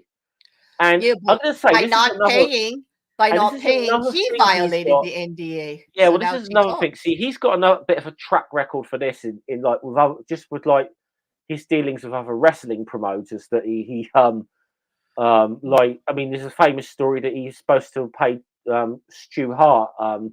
$1 million in 1983 for his wrestling promotion, and reneged on the deal after a few months Mhm. because and found some. But it's a really, I mean, this might all sound like very contradictory, a lot of this stuff when we start talking about Vince McMahon, but I'll just tell you now, Mhm. there are like psychoanalysts who have would go mad trying to figure this guy out. Um, Exactly. it's but he obviously, yeah, it's really weird that he's definitely one of these people that believes if you sign a deal, you sign a contract with him, you've got to honor that contract to the letter, but he doesn't necessarily think that that applies to him. Yeah, it's like Um, rules for thee, but not for me. Yeah, I get it. And Daniel, I agree with you. In the beginning, and I think I started with this, didn't I, Jeff? I said, listen, this civil lawsuit that she's filing down, everything that she's allegating, she's actually a William. In most cases, she was not tied. I mean, yes, she made decisions based on keeping her job, and she feels like she was coerced. Well, he did yeah, not and physically to be kidnap fair, her, hold her against her will. yeah, yeah, She I was think able to go willingly. I agree with what you're saying here. She didn't have I an issue yeah. until he stopped paying. Okay. Now I So will say this because we haven't gotten into we haven't we because we've been doing a bit of a, this is like an introduction, is almost in a sense this stream of exactly. It's like a general conversation who on Vince everything McMahon we've is, and seen. Yeah. now we haven't really dived into a lot of the details and everything of this. There's definitely, if you start looking at some of the behaviour in this lawsuit, there's definitely an argument to say that the behaviour was grooming, and you don't necessarily know what kind of state she was in emotionally when she came out of this. So, you know, I, I, I mean, I see this sort of thing a lot. That and I know I'm not saying that Daniel's just saying, "Well, oh, she took the money," but I'm sorry because I just heard that from so many blooming No, Vince it's not that defenders. she But just turned the no, money. It's just that she did willingly sign the NDA to keep yeah, quiet. She she did was just part of willingly, this yeah, arrangement for not just a short period of time. Yes, Jeff. I but mean, it kind of went on. There yeah, were other people involved. She's actually suing Lorenz also, but like now he's going to contemplate with his side of it. Was he coerced um yeah, by Vince McMahon? Now, if Janelle and John's story gel up about coercion and him using these actual acts as blackmail to mm, make people do what he wants, which seems to be what is insinuated throughout the yeah, allegations of the civil suit, that he used manipulation, coercive power. He used all of this against them repeatedly just to make them keep doing, putting them in more and more horrific situations. But then we've got text messages of her scheduling with McMahon and laughing about people that want to have sex with her, and them actually making arrangements for when that's going to happen. In mm, in all honesty, Jeff, she doesn't sound upset in the text messages at all. She's like, yeah, and yeah, I don't want to speak to her frame of mind, because she could have been in the situation where I've got to go with it because I have no other choice. And this is just like fine, like whatever, you yeah. know. I'll Um, say, and I saw what mhm, Daniel's saying, and Lauren, I wouldn't rule out that there was some coercive control possibly with Laurinaitis. I will yeah. say that one's going to be a much harder one to sell, though, It as is, far as but the Laurinaitis. prosecution's But not going to care he's a bad yeah, guy if they give him testimony against the guy they want. mm, And that's just how it goes. My curiosity is, will the civil suit prompt Laurinaitis to actually cooperate with the federal investigation? well, That's what I want to see, this because is what's nothing's really going to interesting. happen unless there's criminal charges. But Like, this is what's interesting from the few sort of statements Laurinaitis's lawyer has put out. mhm. It's definitely sort of hinting that he's ready to throw Vince McMahon under the bus, and Uh-huh. I would, yeah, if I'm going to speculate that if there's some sort of federal indictment and criminal charges here, could I see Laurinaitis doing a deal to save himself by testifying against Absolutely. Vince McMahon? I think it's already clear from the statements from his lawyer that that is almost certainly what he will do. Hmm. You know, I think you're onto something there. I'm pretty sure, especially for a lawyer to be out speaking the way that he is right now, he's either already in negotiations or he's warning everybody involved that he's actually It's either putting out that the or he's feelers that he's willing. You know what I mean? Because if I it's was the either that or prosecution, he has got a really yeah, bad lawyer. I don't know, but if I was the investigators and I heard what his lawyer was saying, I'd be like gearing up to be having a conversation with him. yeah. You know? So I mean, he's it's either he has got a really bad lawyer, or that he is putting feelers out to the effect of, "Hey, I'm willing to cooperate with anything. Just leave me out of this, and I'll throw Vince under the bus." Mhm. That's almost what it feels like to me, that he's putting feelers out there to Mhm. possibly throw Vince under the bus if this becomes a criminal thing. Yeah, well, I think what they want to see is some accountability for the culture and the climate of the whole Yeah, what they call the casting couch but the whole scenario, organization. starting all the way in 1992 forward when Well, it this first is came forward. this is the thing with that company and that organization is, you know, um, who else knew about this and kept quiet? Who might But still be there? This is yeah, the whole thing, and it's like this is, because this is the sort of thing that they might have to have a huge house cleaning of people. Um, we don't know to what extent. if any Triple H knew anything. We don't know. Well, here's the whole thing there too, You is know, they like with Stephanie Stephanie McMahon, stepping yeah. down and Triple H, like that power couple Nick together Nick actually want the yeah, company. And there's Nick actually Khan, the current rumors. Nick Yeah. Khan, the current CEO. You know, we don't Hmm. We at the don't moment know. we don't Yeah. know. But the thing is, if it turns out they were all aware of this kind of stuff and were complacent with it, yeah, I mean, TKO is going to have to do a massive house cleaning of that company. Hmm. What I do think though that could happen is, well, let's just put it out there. This could all be people. Let's say Vince McMahon is a very bad guy. He pushes people around him. He's an egomaniac. Everything's his way or the highway. Let's just say that's his personality anyway, okay? He probably doesn't have a lot of friends in the industry, would you say? Like, it's when you use your might and your brawn and your money to make your point, like real friends are really hard to come by. Nobody's actually your friend, okay?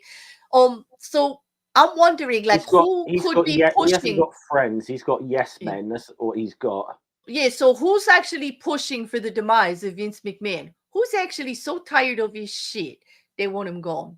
Like, that could be Mm. the other shoe. There, like, I've got to put that out there just to be unbiased. I'm no fan of Vince McMahon, and I never have been. I think he's Oh, I'm sure. but I mean, I'm yeah. sure there's people in that company who are like, God, he needs to go. You know, I'm sure there's people that Hmm. you know, we don't know who. We could speculate, but we could get into a whole bunch Yeah. of Because this, speculation there that we don't they know. yeah, we don't know, but that's the other side of it. Like, I never want to actually not present the other side of it. Mm, It could be a slam campaign, except for they're using actual documentation going back for years and years and years that I can actually mm. pull up and look at. Like, this is not something that people haven't been talking about for 20 years, Jeff. 20 years. Okay. Or Yeah, more. Or more. 25 years, 30 years. Okay. These allegations go back for a very, very long time. He's got a very shady reputation, and his reputation is that he will make you shut up one way or another. Like, you're not going to talk about it. He's either going to pay you or you're going to be out, one way or the other. Like, that's it. Um, Careers are lost. People are pushed aside. Business first. I get that. He doesn't have a lot of friends out there, but is he like a force in the industry? Absolutely. He is the industry, is he not?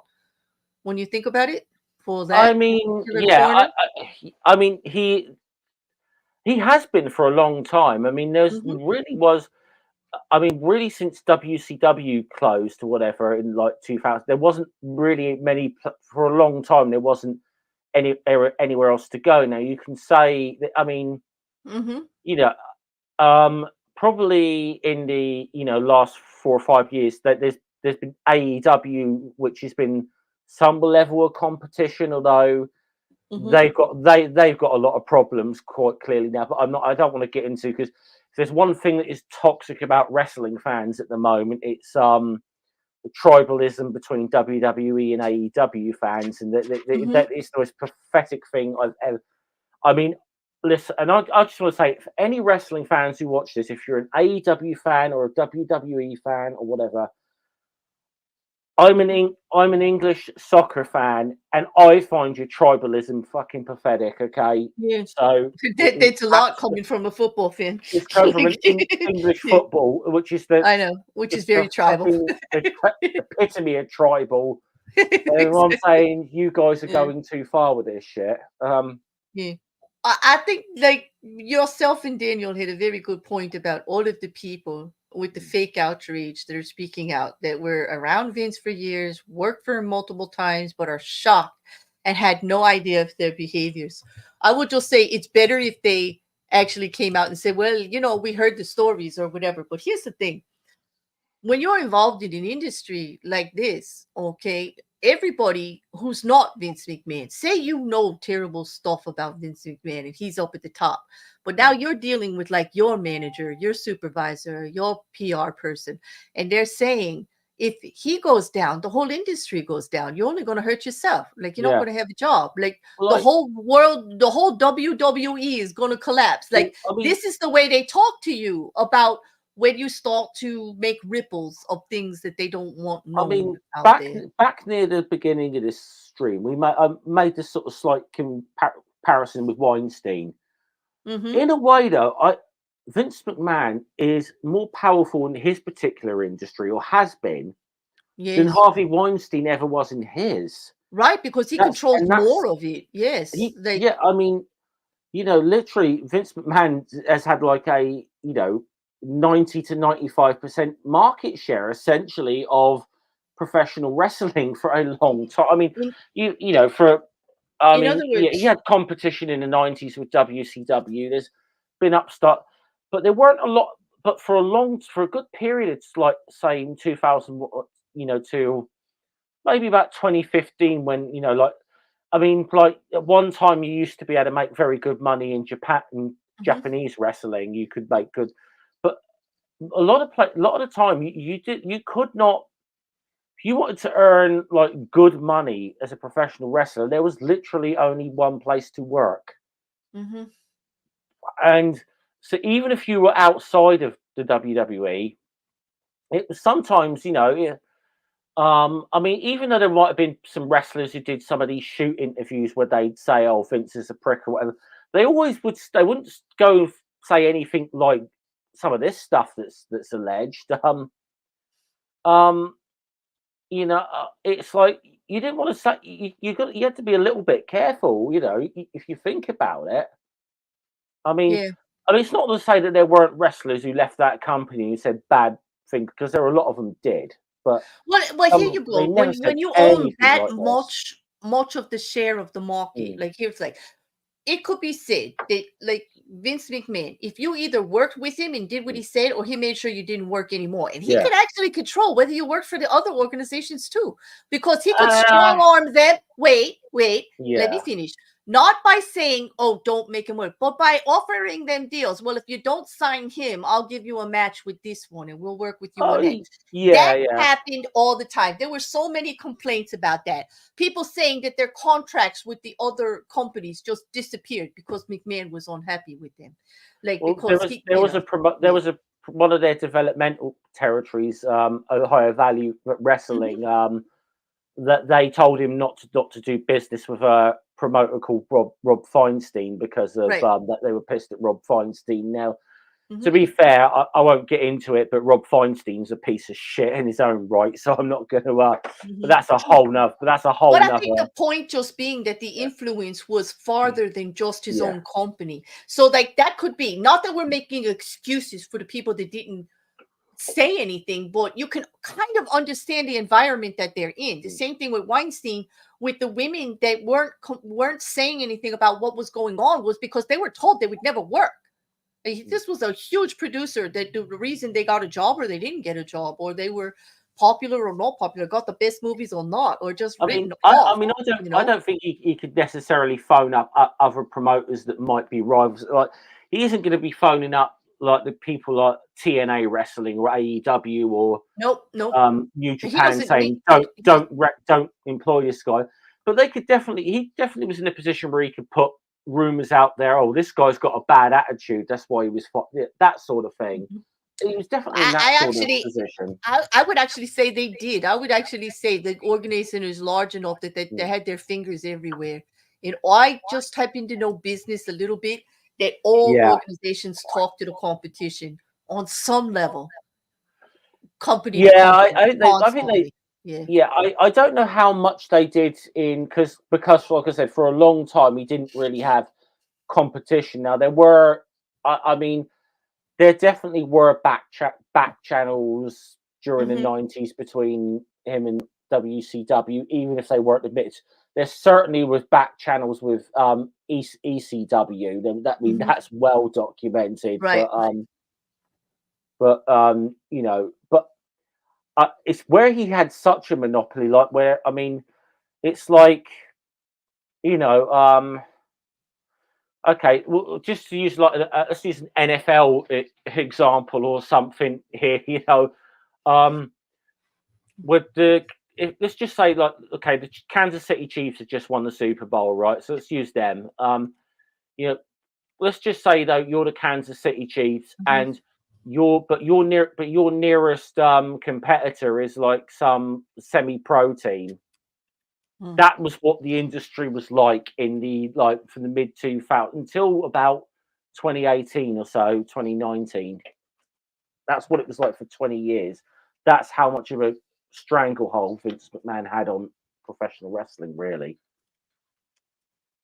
Mm. I I So would just, yeah.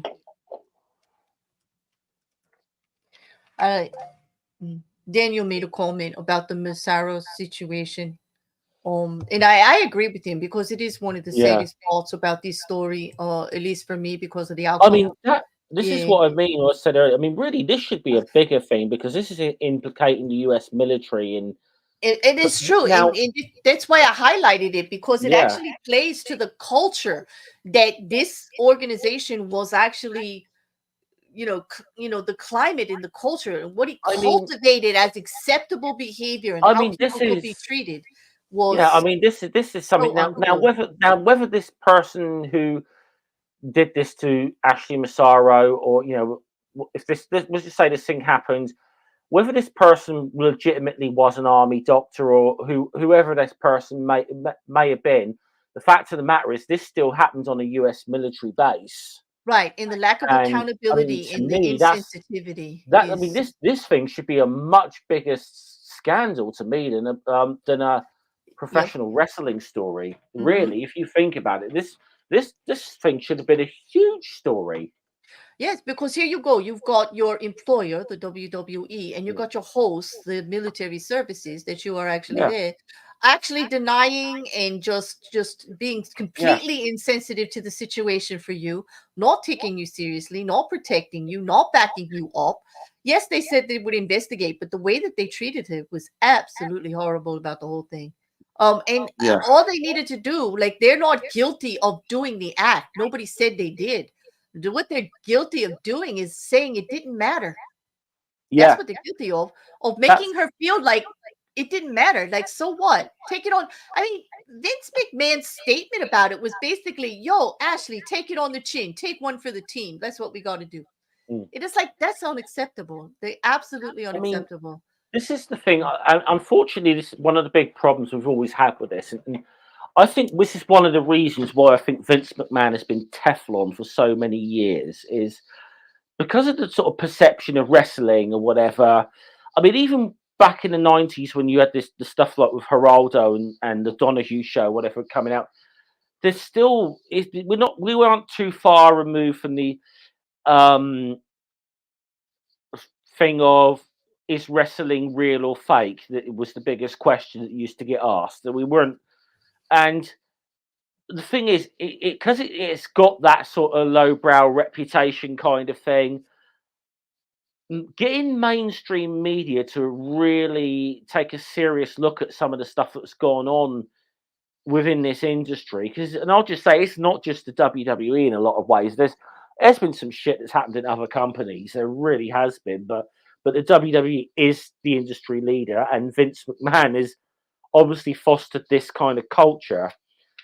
There's Mhm. it's unfortunate, the sort of more mainstream media has not really taken a serious look at this properly, and you've got these like you've got this wrestling media now. Some of them do a pretty good job. I mean, I think Post Wrestling's pretty good. PW Insiders pretty good, but some of the quote unquote wrestling media are not the most reliable of sources. Well, I would say, You like, they know, can't be, like, their sources would dry up completely. I mean, and yeah, also look at the history. Vince McMahon and has some of them, sued and some of them have got prominent newspaper yeah. reporters and prominent commentators on TV. He's not afraid of people with Mm, money. He's not afraid of people with clout. He sued Donahue, he sued Geraldo, he sued the New York Post. He's not yeah. afraid of anybody that has the clout for his reputation. He's gonna, so I don't blame the smaller channels. Like, And these pro wrestling channels are very small anyway. Like, they're not gonna come well, out they don't. I mean, with to be honest, they honestly, the WWE. they don't pay much attention to the a lot of the so-called wrestling media. Honestly, they really don't. Mm-mm.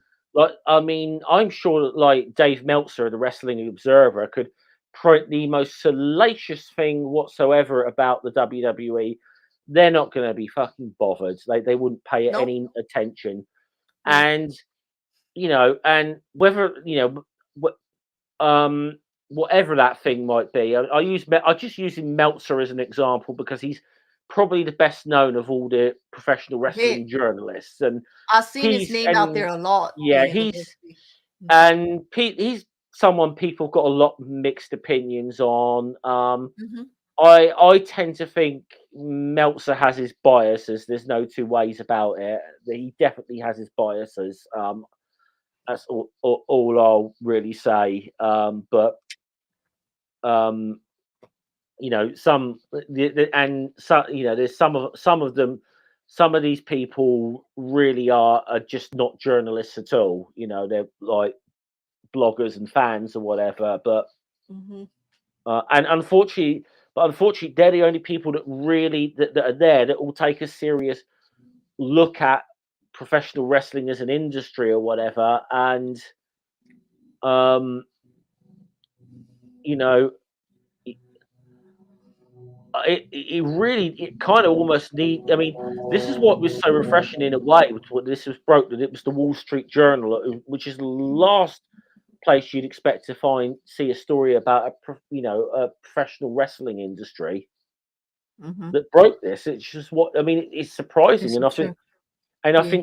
I honestly think this needs to happen. The mainstream media needs to take far more serious look In at this. in some of the media, like Meltzer himself, that have been around the whole time, Mm. because Daniel brings up a good point. Who was on stage with Vince McMahon on Donahue? Meltzer.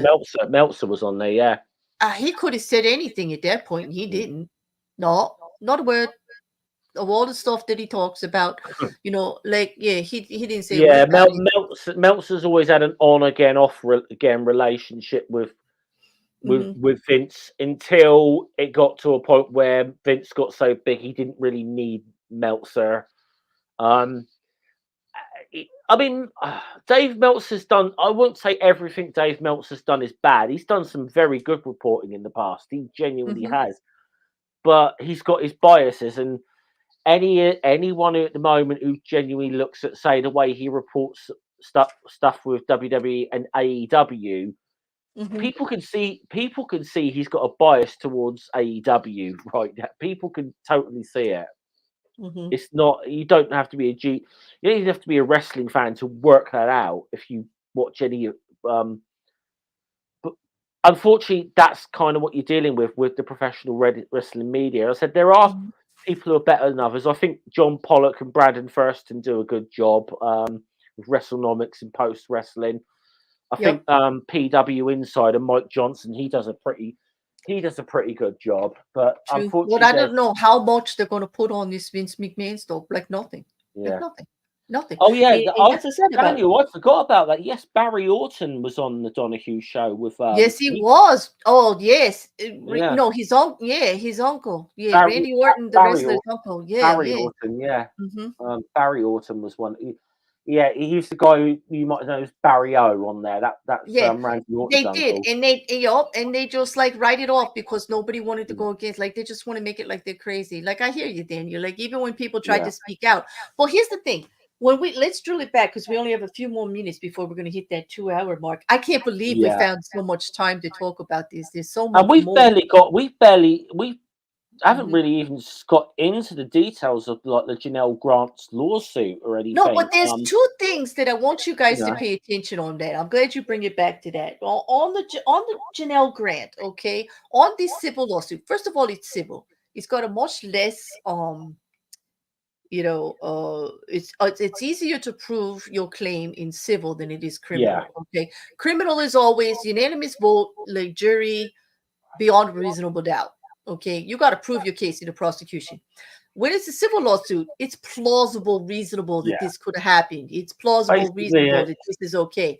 Like, did they cause me some time? It's mostly about accountability and money. Okay, I a mean, civil lawsuit is just about you did this to me. You better say you're sorry, and you better pay me some bucks. Period. Basically, in layperson's terms, there's a better than 50% chance that this is the case based upon the evidence, and that's what. Yeah, Okay. that's Exactly. essentially. Yeah. Okay, but there are two names that I want to point out here that I want you guys to pay attention to. First of all, the John Lauteritis' lawyer's name is Edward Brennan. I want you guys to start looking at what he's saying out there, because that kind of gives me a prediction thing of where the investigation is going, because it is true that there's a federal investigation going on about the money that's being paid, about it being hush money, secret NDAs, things, violations against the SEC, and how they are doing things at the organization, and some accusations about a culture climate of violence against women and etc. Okay. That's all being investigated, and we don't know where the criminal charges, if any, I'll say to Daniel, whenever we cover this again, that might be a time when we'll get into Brock Lesnar possibly, but I just saw his name come up today, and I didn't get to research it, which is why I didn't mention it, Daniel. But I did write the name down. I've got to get back into some of that also. Yeah, I also did see that they put Dwayne Johnson on the board recently. Yeah. In a couple of others, and I wonder where these people with good reputations are going to stand on the board in regards to these allegations and what's going on there. And whether they're going to do their own internal. I would like to see the board come through with their own internal investigation, just for the climate of the hiring process in the contracts in general, like what's going on right now. They really need to dive into it and come up with some accountability should the organization go through kind of without Vince McMahon, even though he's the strong leg of it and the money behind it. But his reputation may not survive this incident. It's just smart business that they start moving in a direction of cleaning house, like you said. Not so much firing people as educating people. Like I genuinely think that whatever happens with this, even if he's not convicted or anything, if this lawsuit goes over, I think his reputation's already gone. Yeah. I think that's gone and it's never coming back. True, but how many people are going to come forward with what they saw, what they didn't do about, take some accountability for not doing about it, and then trying to do something different now? Someone like The Rock, right, Daniel? Because he was around as a wrestler during this whole era of the attitude and all the demeaning of all of the wrestlers around him, female or male, and all that stuff that was going on, all of these multiple claims that are coming forward. Because look at that civil lawsuit, and I kid you not, Janelle Grant's lawyer, whose name is Ann Callis, okay, there are 300 allegations of assault in the civil lawsuit. Not the stuff she said she willingly did, not the stuff she felt like she was coerced in, just the actual assault parts. 300 of those. Okay. Yeah, there's no doubt that they had a relationship, but did it cross boundaries? I think just the stuff. I mean, just the stuff in those text messages alone is enough to say Vince needs to be gone from that company and never being back there. Quite frankly, because he admits in those text messages using these sexual encounters to coerce and harass people in black, setups and stuff. Like, these were all for purpose. Like, this is just part of how he controlled people. It is horrifying. It's horrifying when you start reading it. But I gave you all the link. You can all read it for yourself. Like, I'm not going to put it up here on the screen or go into the graphic details of some of the things. Let's just say I might have my personal bias that he's a real sick dude. I'm going to say I tend to believe a lot of the stuff that's being said about him, but obviously nothing's been proven here or anything. I don't have to like him or think he's a good person. No. I don't. Okay. That doesn't mean that I think that all of this is valid, because even though we're reading stuff that we think is disgusting and nobody should ever do, and this and that and the other thing. The thing is that they did have an ongoing relationship about this. And I'm not going to I can't say that the things that he did, he didn't I still have I the mean, issue. I genuinely think. I mean, this is the thing. I think a lot of people are looking at the real salacious stuff. Now, I don't know what might get bought criminally. I don't or not. I I don't think tend that that is the criminal. I Some of the tend things to he did is think not criminal, I actually. tend to think more if there's federal investigations. I think it's going to be looking more at financial stuff than I is think my it's guess. going to be in hush money, blackmail, coercion, in things that Mm. he did. If he actually strong armed people and they can document it, where he threatened and coerced, I think that's going to be more the criminal charges than going on here, because it's going to be hard to prove a lack of consent based on some of the things that happened during this period of time. I Do you mean, if agree? there's yeah, I mean, there's like with the we And haven't I we don't haven't say that lightly because I. we haven't talked about the Brock Lesnar allegation, but Mhm. the former UFC champion, okay, that's mentioned, which is everyone's assuming is Brock Lesnar, and I've heard someone sort of suggest that there was a Mhm. violation of the Mann Act there, but I think that's a pretty. I think that'd be a difficult one to get a conviction on if you're going to put a violation of the Mann Act on Vince McMahon for that. I think that might be It's gonna be pretty hard. that'd be a Yeah. difficult one I think to win. And in a civil case like that isn't doesn't even have any place in it, that would have to be criminal, and I don't know No, where they're gonna go with that. if any criminal charges are brought out of this, I think Mhm. that might. I would see I a agree with you. I think violation that of the Mann Act as being. Yeah, they'd have to have something really good to make that one stick, in my yeah, opinion. I would say that the civil lawsuit is not gonna do anything to support the federal investigation into the criminal charges. I'll tell you that, because a lot of it, I believe, the civil lawsuits that are going on could be used for character, for the Yeah, proponents that he did settle with most of these women and he was paying with them and he was doing all of this. But you got to find out what part of that is illegal. Was it mm, the coercion of the ANDA giving them no actual choice? Was it blackmail? Was it like, those are the illegalities that had to be looked at, not like the actual acts and things that were happening yeah. at the time, because that's going to be even harder to prove. I think Rita Chariton had a better case. She told people under the Survivors Act she could have reamed him good in court, which is probably why he settled. Okay, yeah, because that Survivors Act, which the window did just close in November, that year that they gave everybody with anything 20, 30, whatever, that they didn't think they had a case because of statute of limitations, to come out as a survivor of sexual assault as an adult and be able to file your claim civilly, and get some yeah. kind of vindication and justice. E. Jean Carroll just did it, or several others have, or several. P. Diddy just had one thrown at him, several of them thrown at him. A lot of very famous men are getting stuff thrown at him. Look at all the I allegations against Russell Brand, like, that didn't really yeah. like come out. The Russell Brand one in particular pissed me off, because these were women that were having consensual relations with him, and took one incident that he did I gotta be honest, and I've not decided. really looked into the Russell Mm, Brand stuff at all, honestly. yeah, But yeah, but like, that's why I'm saying, like, I can't say yes or no whether these, like, the civil lawsuit is actually going mm, to be I think successful. I But think I the do think he's yeah. going to settle it. I do think he's going to settle it, because I don't think Well, he I wants think much you've got more to out of bear in it. mind that obviously that Laurinaitis and the WWE are all defendants in this. It's not just Vince McMahon in that particular lawsuit. I could see the WWE actually really wanting to settle this and make this go away.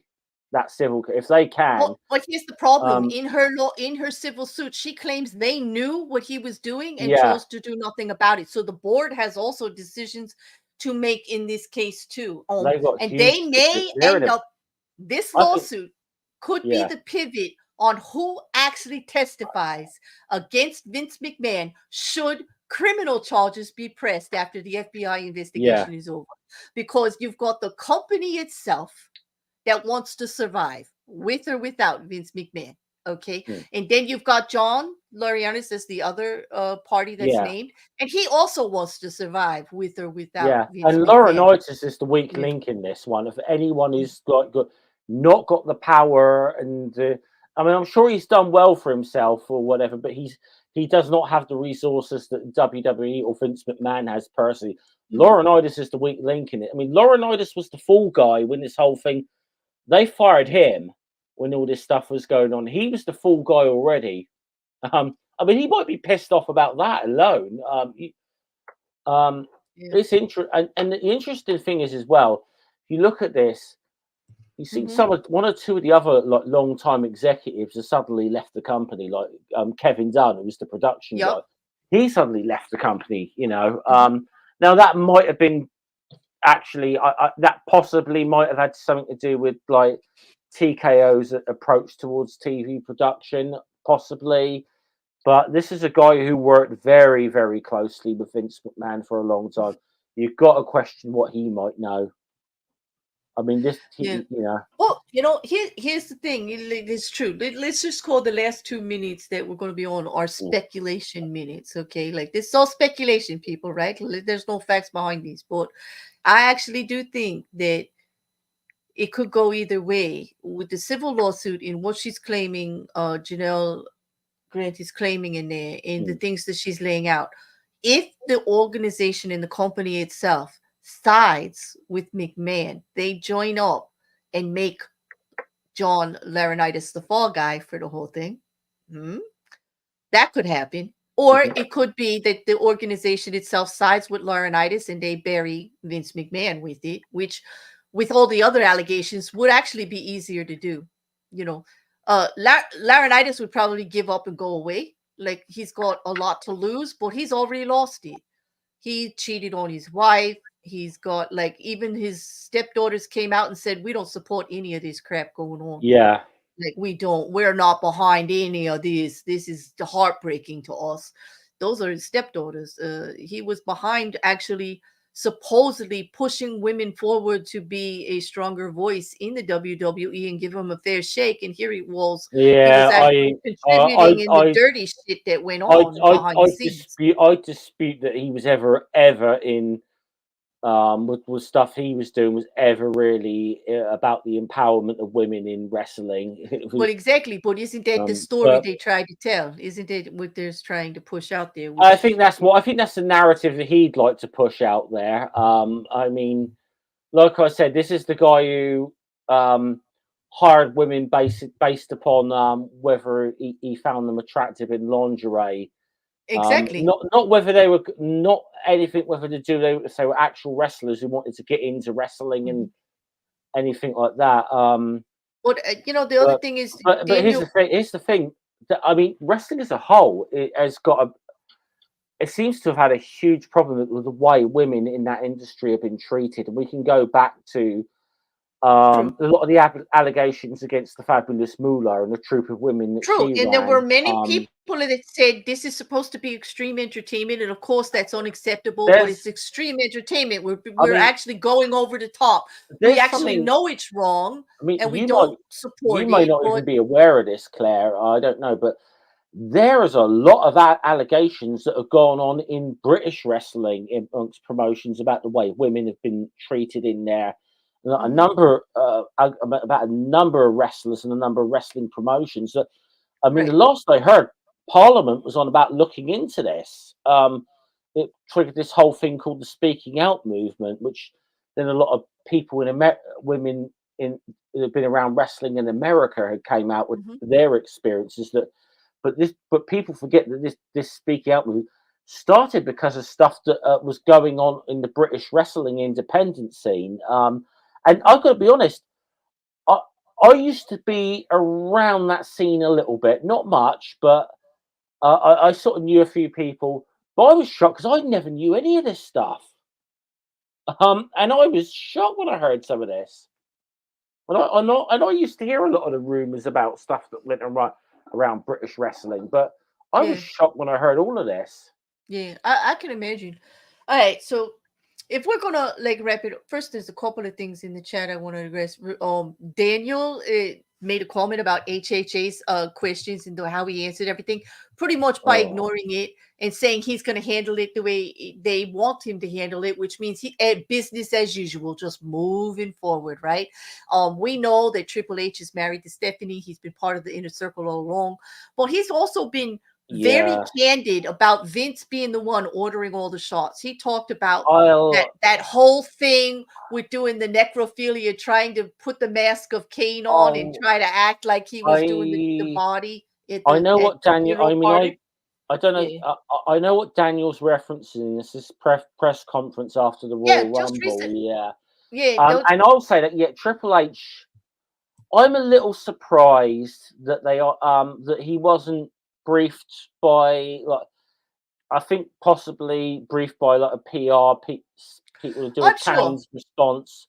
It probably would have been better just to do a canned response in I think beforehand but about he's that. And actually been but pretty high up in the company many and times, and yeah, and I think I mean he was in obviously a horrible situation, but he really looked like a dear. I mean in headlight. the guy I felt sorry for in that press conference actually was Cody Rhodes, who got asked, who's just a wrestler in the company. I mean, he was asked a question about this, and Mm-hmm. I'll say he answered it very professionally and way better than Triple H managed to.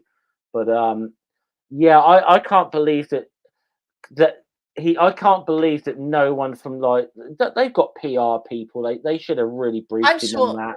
Well, they should have, but also like they're not going to actually. If they do, Jeff, they run the risk of actually Mm, cultivating the story again, and actually they could get called in as evidence that they were trying to put a false yeah, narrative out there or something like that. So I think I mean, everybody. I suppose they're I damned think if the story he is was so damned. damaging that everybody is being I careful. think.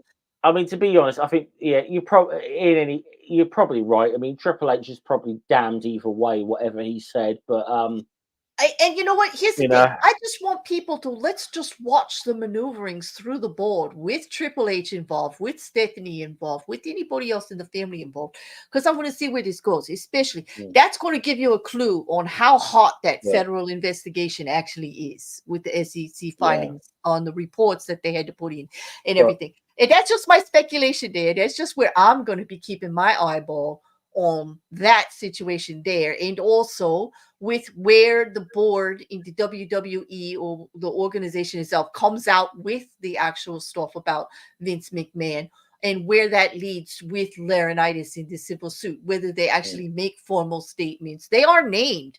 They're going yeah, to have a separate lawyer from McMahon. McMahon needs his own lawyer. The WWE needs a lawyer, and so does Laurinaitis. They're all going to have to come with their own rulings. And I can't wait to see how the WWE tries to extradite themselves from this civil suit, because they're going to try, right? mm. You Oh know they're going yeah. to try. I mean, They're going to. I mean, I think that I think the initial 3 million that was offered to Janelle Grant is going to be substantially higher, Mhm. possibly. Yeah. If it's just a matter of a civil thing and they want this to go away, Hmm. um, And that's the other thing I she'll be wanted to set up. say.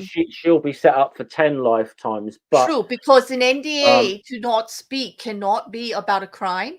And it yeah, also, an NDA is broken if any part of it is part. So here's the thing, who broke the NDA first? Was it McMahon for not making the payments as scheduled?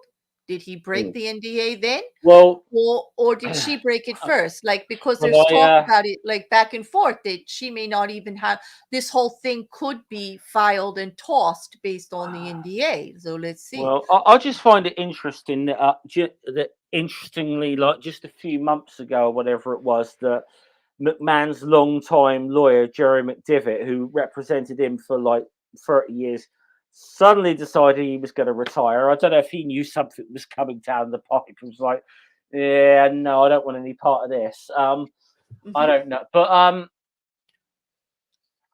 Because as I said earlier, the only prediction I'm going to make really is I think if there's anything on a criminal level filed that I think that either Vince McMahon or the WWE might be on the hook from, it's going to be some of the SEC violations. I think is going to be You mean the if hush money payments the on hush the money SEC fund? payments Yeah, yeah, and the they're tied violations, to what could be that's secret, illegal yeah, NDAs. If they find that the filing of the NDAs is the actual coercing people with non-disclosure agreements of this nature, depending on the wording, and that could be criminal also. yeah. Because, And I think not that's, all NDAs are legal. Like there has to have yeah, certain things in it, and you and can't ask people not to report crimes or not to do this or that, like against the law. that's where Yeah. I think they might have some joy with anything criminal. I think it's going to be very difficult for them, like I said, to a lot of the salacious stuff, which I know is what people are wanting to look at or whatever.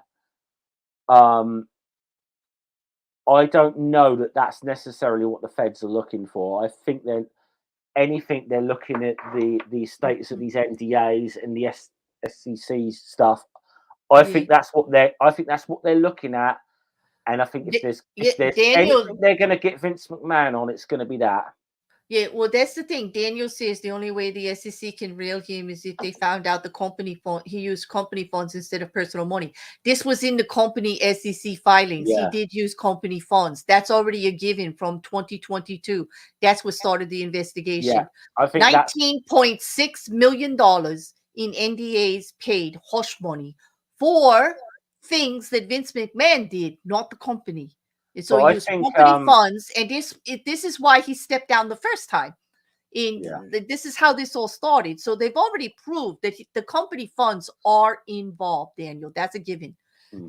That's how those filings. The company had to report it themselves on the SEC filings. That those are already filed and documented. That's where that reporting of the $19.6 million in personal NDA agreements. And that's what they're saying, that the acts that the money was paid for were done by Vince McMahon, and it was hush money for a personal reason. And that's where the violations come in. That's why there's a federal investigation. Then they add on top of it the climate of sexual abuse in mistreatment of employees. That's also something that's getting tossed into the mix. So there we go. I mean, I'll just say this. I mean, obviously, I think as we're summing up here, I mean, I think you and I will probably get together again if there's anything like Yeah. majorly breaking on this story, and Yeah. maybe if we want to go into some of the Janelle Grant lawsuit stuff, I don't know. We haven't really gone into the details of Well, that we've today, actually there's but no we put well it out there. they know about the suit, and I gave them the Yeah, filing. We can keep up to it's, date with the cross filings, which would be interesting from the other yeah, three parties that are named, because we do want to tell the other side of it if they file their motions. mm. And so I'll keep you in the loop. But I think Yeah. that's I'm sure we'll get together again if there's something like majorly breaking on this. yeah. But I think this like we as did a a good job yeah. of getting most of it out there that Yeah. everybody's talking about. Like Yeah, everybody's I mean, talking about we've all had this like a stuff. couple of hours and we've done a bit of a potpourri. And as I said at the beginning, Claire's channel is not a wrestling channel. My Mm-mm. channel is not a wrestling channel. I do somewhat keep up with wrestling news, but I'm not. But is this actually a But wrestling issue? No, this no. is illegal But in what I'm investigative saying is, issue. Claire, a Yeah. lot of the people think wrestle. Oh, this is a wrestle. Yeah. So Nope. Nope. no, This it's is not what we just do. like It's not what what we we do do. here. This is So just what I do. I take a civil don't case or expect. a criminal Yeah. case and I look at it and we talk about all the issues about it, which we Yeah, did. don't expect to don't expect like to find either myself or Claire doing a review of AEW Dynamite in a few hours. It's No, not that's going it. to happen. We're gonna enjoy our wrestlers in Mm, private, mm. like we did in the past. Like I said, honestly, if I want to watch wrestling now, a lot of the stuff I go on YouTube and I watch all Japan stuff from the 1990s, and I'm quite happy. Yeah. I'll say there's just so much. I'm going to be keeping my eye on how the story develops because I think there's a whole nother branch of it that's going to take off, to tell you the truth. That's my Yeah, prediction. With the legally, I want to see, and I want to see what the board is going to do about it. Like so far, this nothing. is We'll see. but this is one thing. I mean, I know you sort of, you are familiar with wrestling, Claire, but it's not like you follow it Nah. religiously. But Mm-mm. you see what I mean? Do you see that? a lot of what goes on behind the scenes is probably a lot of the times more interesting than what actually is on TV. True. And those are some crazy ass stories that they put out Mm. there on the TV. That's supposed to be all like over the top entertainment, and some of it ends up to be true, as we're I seeing mean, to in be several honest, lawsuits. Yeah. they genuinely had cameras backstage filming some of this shit that goes on behind the scenes in some of these wrestling promotions. Yeah. Yeah. They'd have way better viewing figures than what They actually. do. It sounds like one of those crazy soap operas, like people being Yeah, told by the boss, you will do that story. We don't care how you feel about it. We're gonna yeah. talk about like your loss of your baby. We're gonna do this. You're gonna fight with the enemy. You're gonna get kidnapped.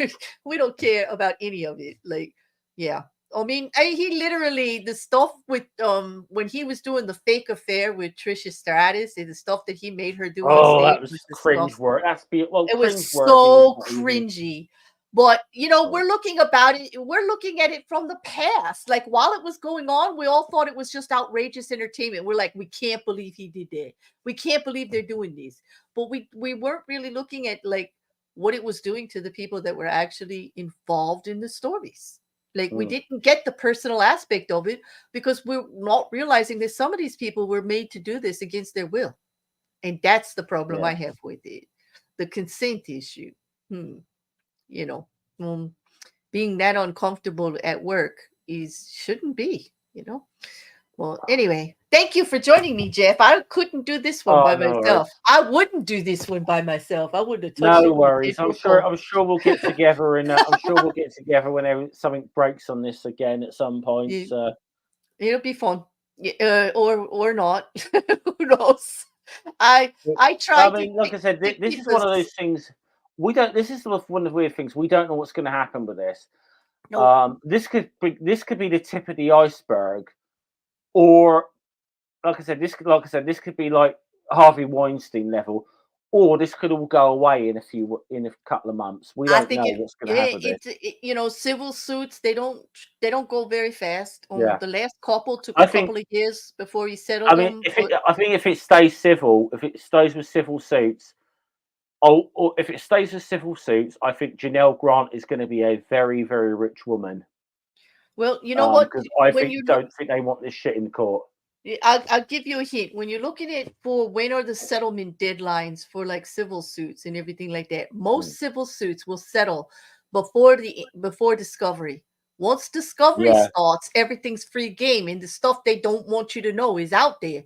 So if they really want this clamped down, the settlement will happen before discovery is I think. initiated in the Well, case. I did see a live stream with a lawyer who's sort of actually is somewhat involved with wrestling, and it said he said if I was WWE, my advice would be pay this woman whatever the fuck she wants to go away.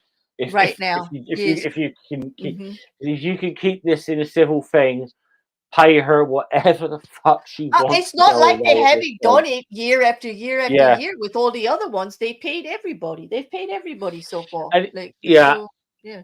but I think the interesting thing is, like I said, the fact that there is a federal investigation. Mm, we'll see what happens from there. I think because Hmm. my belief is, um, uh, I mean, my belief is that WWE alone, just the company, will not want this going into Discovery, and they're a co-defendant in this. Hmm. I'm sure they will pay to make this go away if they can. Well, they still can file motions of validity with the judge Mm, to see if they could be removed from the case, to be separated yeah, from the case, that they didn't have any responsibility. Like they still have to prove some worthiness of the trial. You just can't bring a suit against anybody without no. any merit. Let's just say that. So a judge is going to, like, depending on the motions You that don't come know. from the other side, a judge is going to have to look at it to From see if it what is going to I've go to trial. from what I've read about Miss Grant's lawyer, this what's her name, Callis. Um, She's really good. apparently she's got a very good reputation, so I don't think she'd be taking this on if those like text messages were fake or anything. I'd be very No, surprised if I don't think that the evidence is fake. yeah. Well, I do think that they have a strategy and that everybody's being named and they also know who they're going to get deals with and who they're not. Yeah. Like, I don't know how much they're going to be able to prove. They've got plenty on Vince McMahon. You can Yeah. agree to And that, right? as I said, Laurinaitis is the weak link in this. Right. But what He's do the they guy. He's actually? the guy who will spill if he needs to. True, but what do they actually have against the company?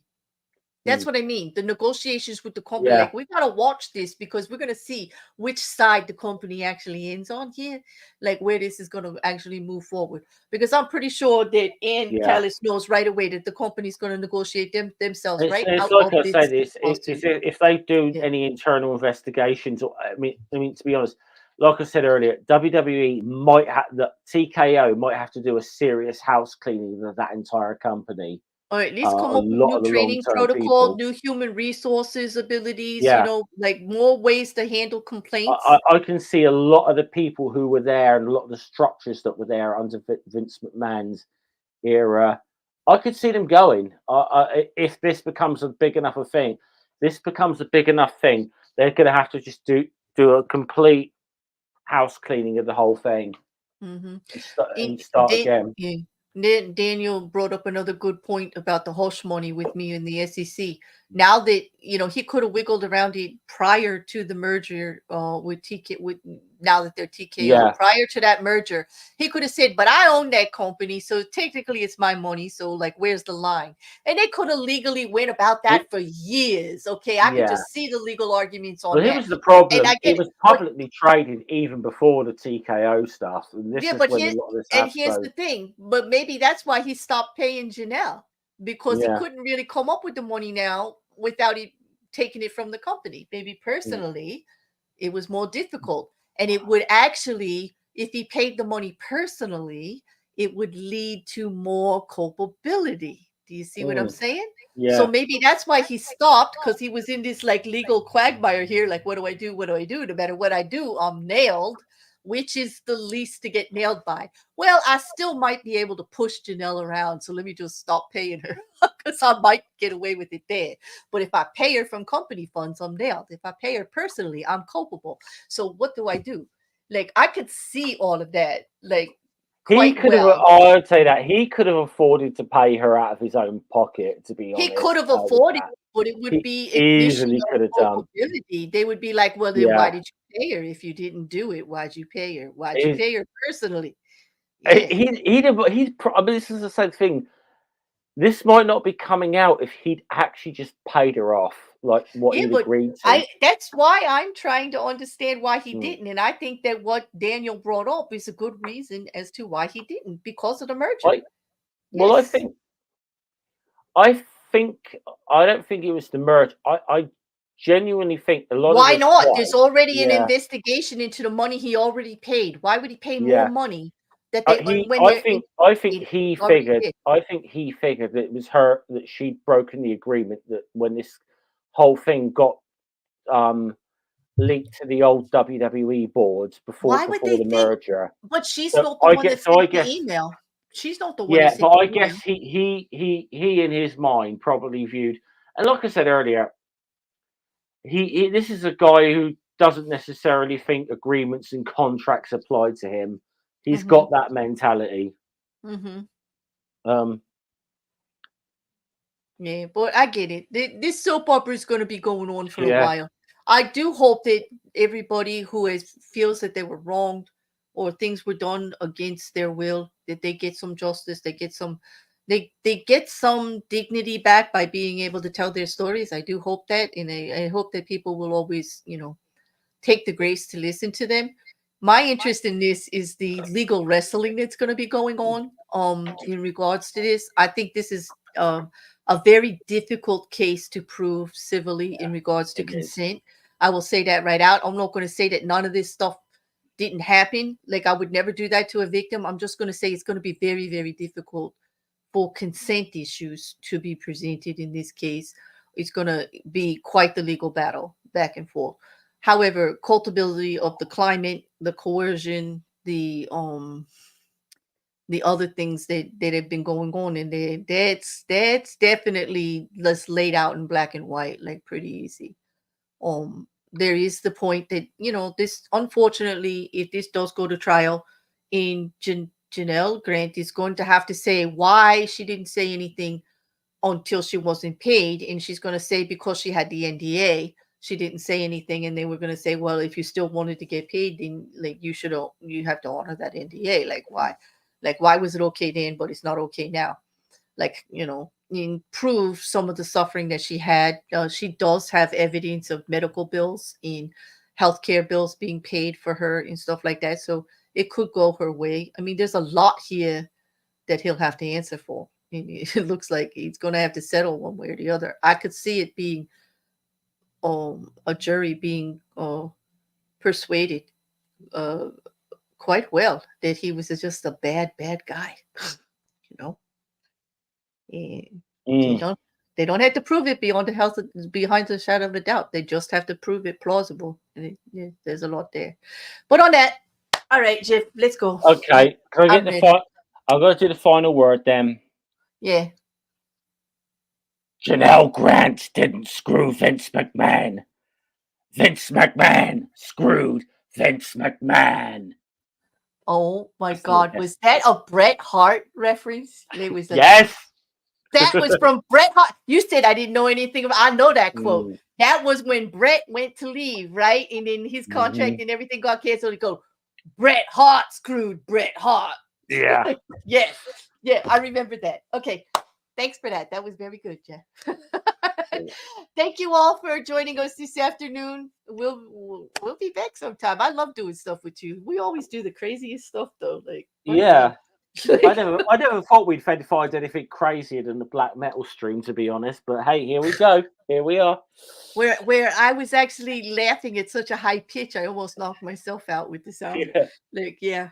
Because I was so nervous. Like that one that's a horrific case. It's in the playlist, people, if you want to check it out.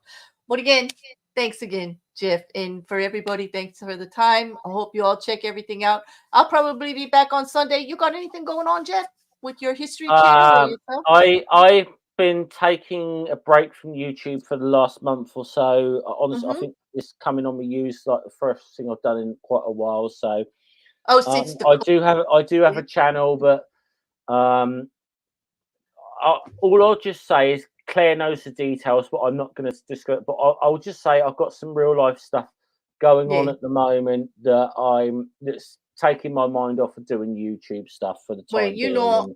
You know what I say, in real life first, always. Yeah. So I hope everything works out with that situation for you. And we're here if you ever want to do anything. And everybody knows that your channel is listed below. Many of my friends there in the chat already follow you, and we have mutual friends all over in the community. So we'll just keep in touch, and I hope everything does work out on the personal end of that. Because it was so much fun doing the Codys. I can't imagine doing the Codys without you next year. I ain't doing them without you. I'll be doing that no matter what. I'll be doing that no matter what.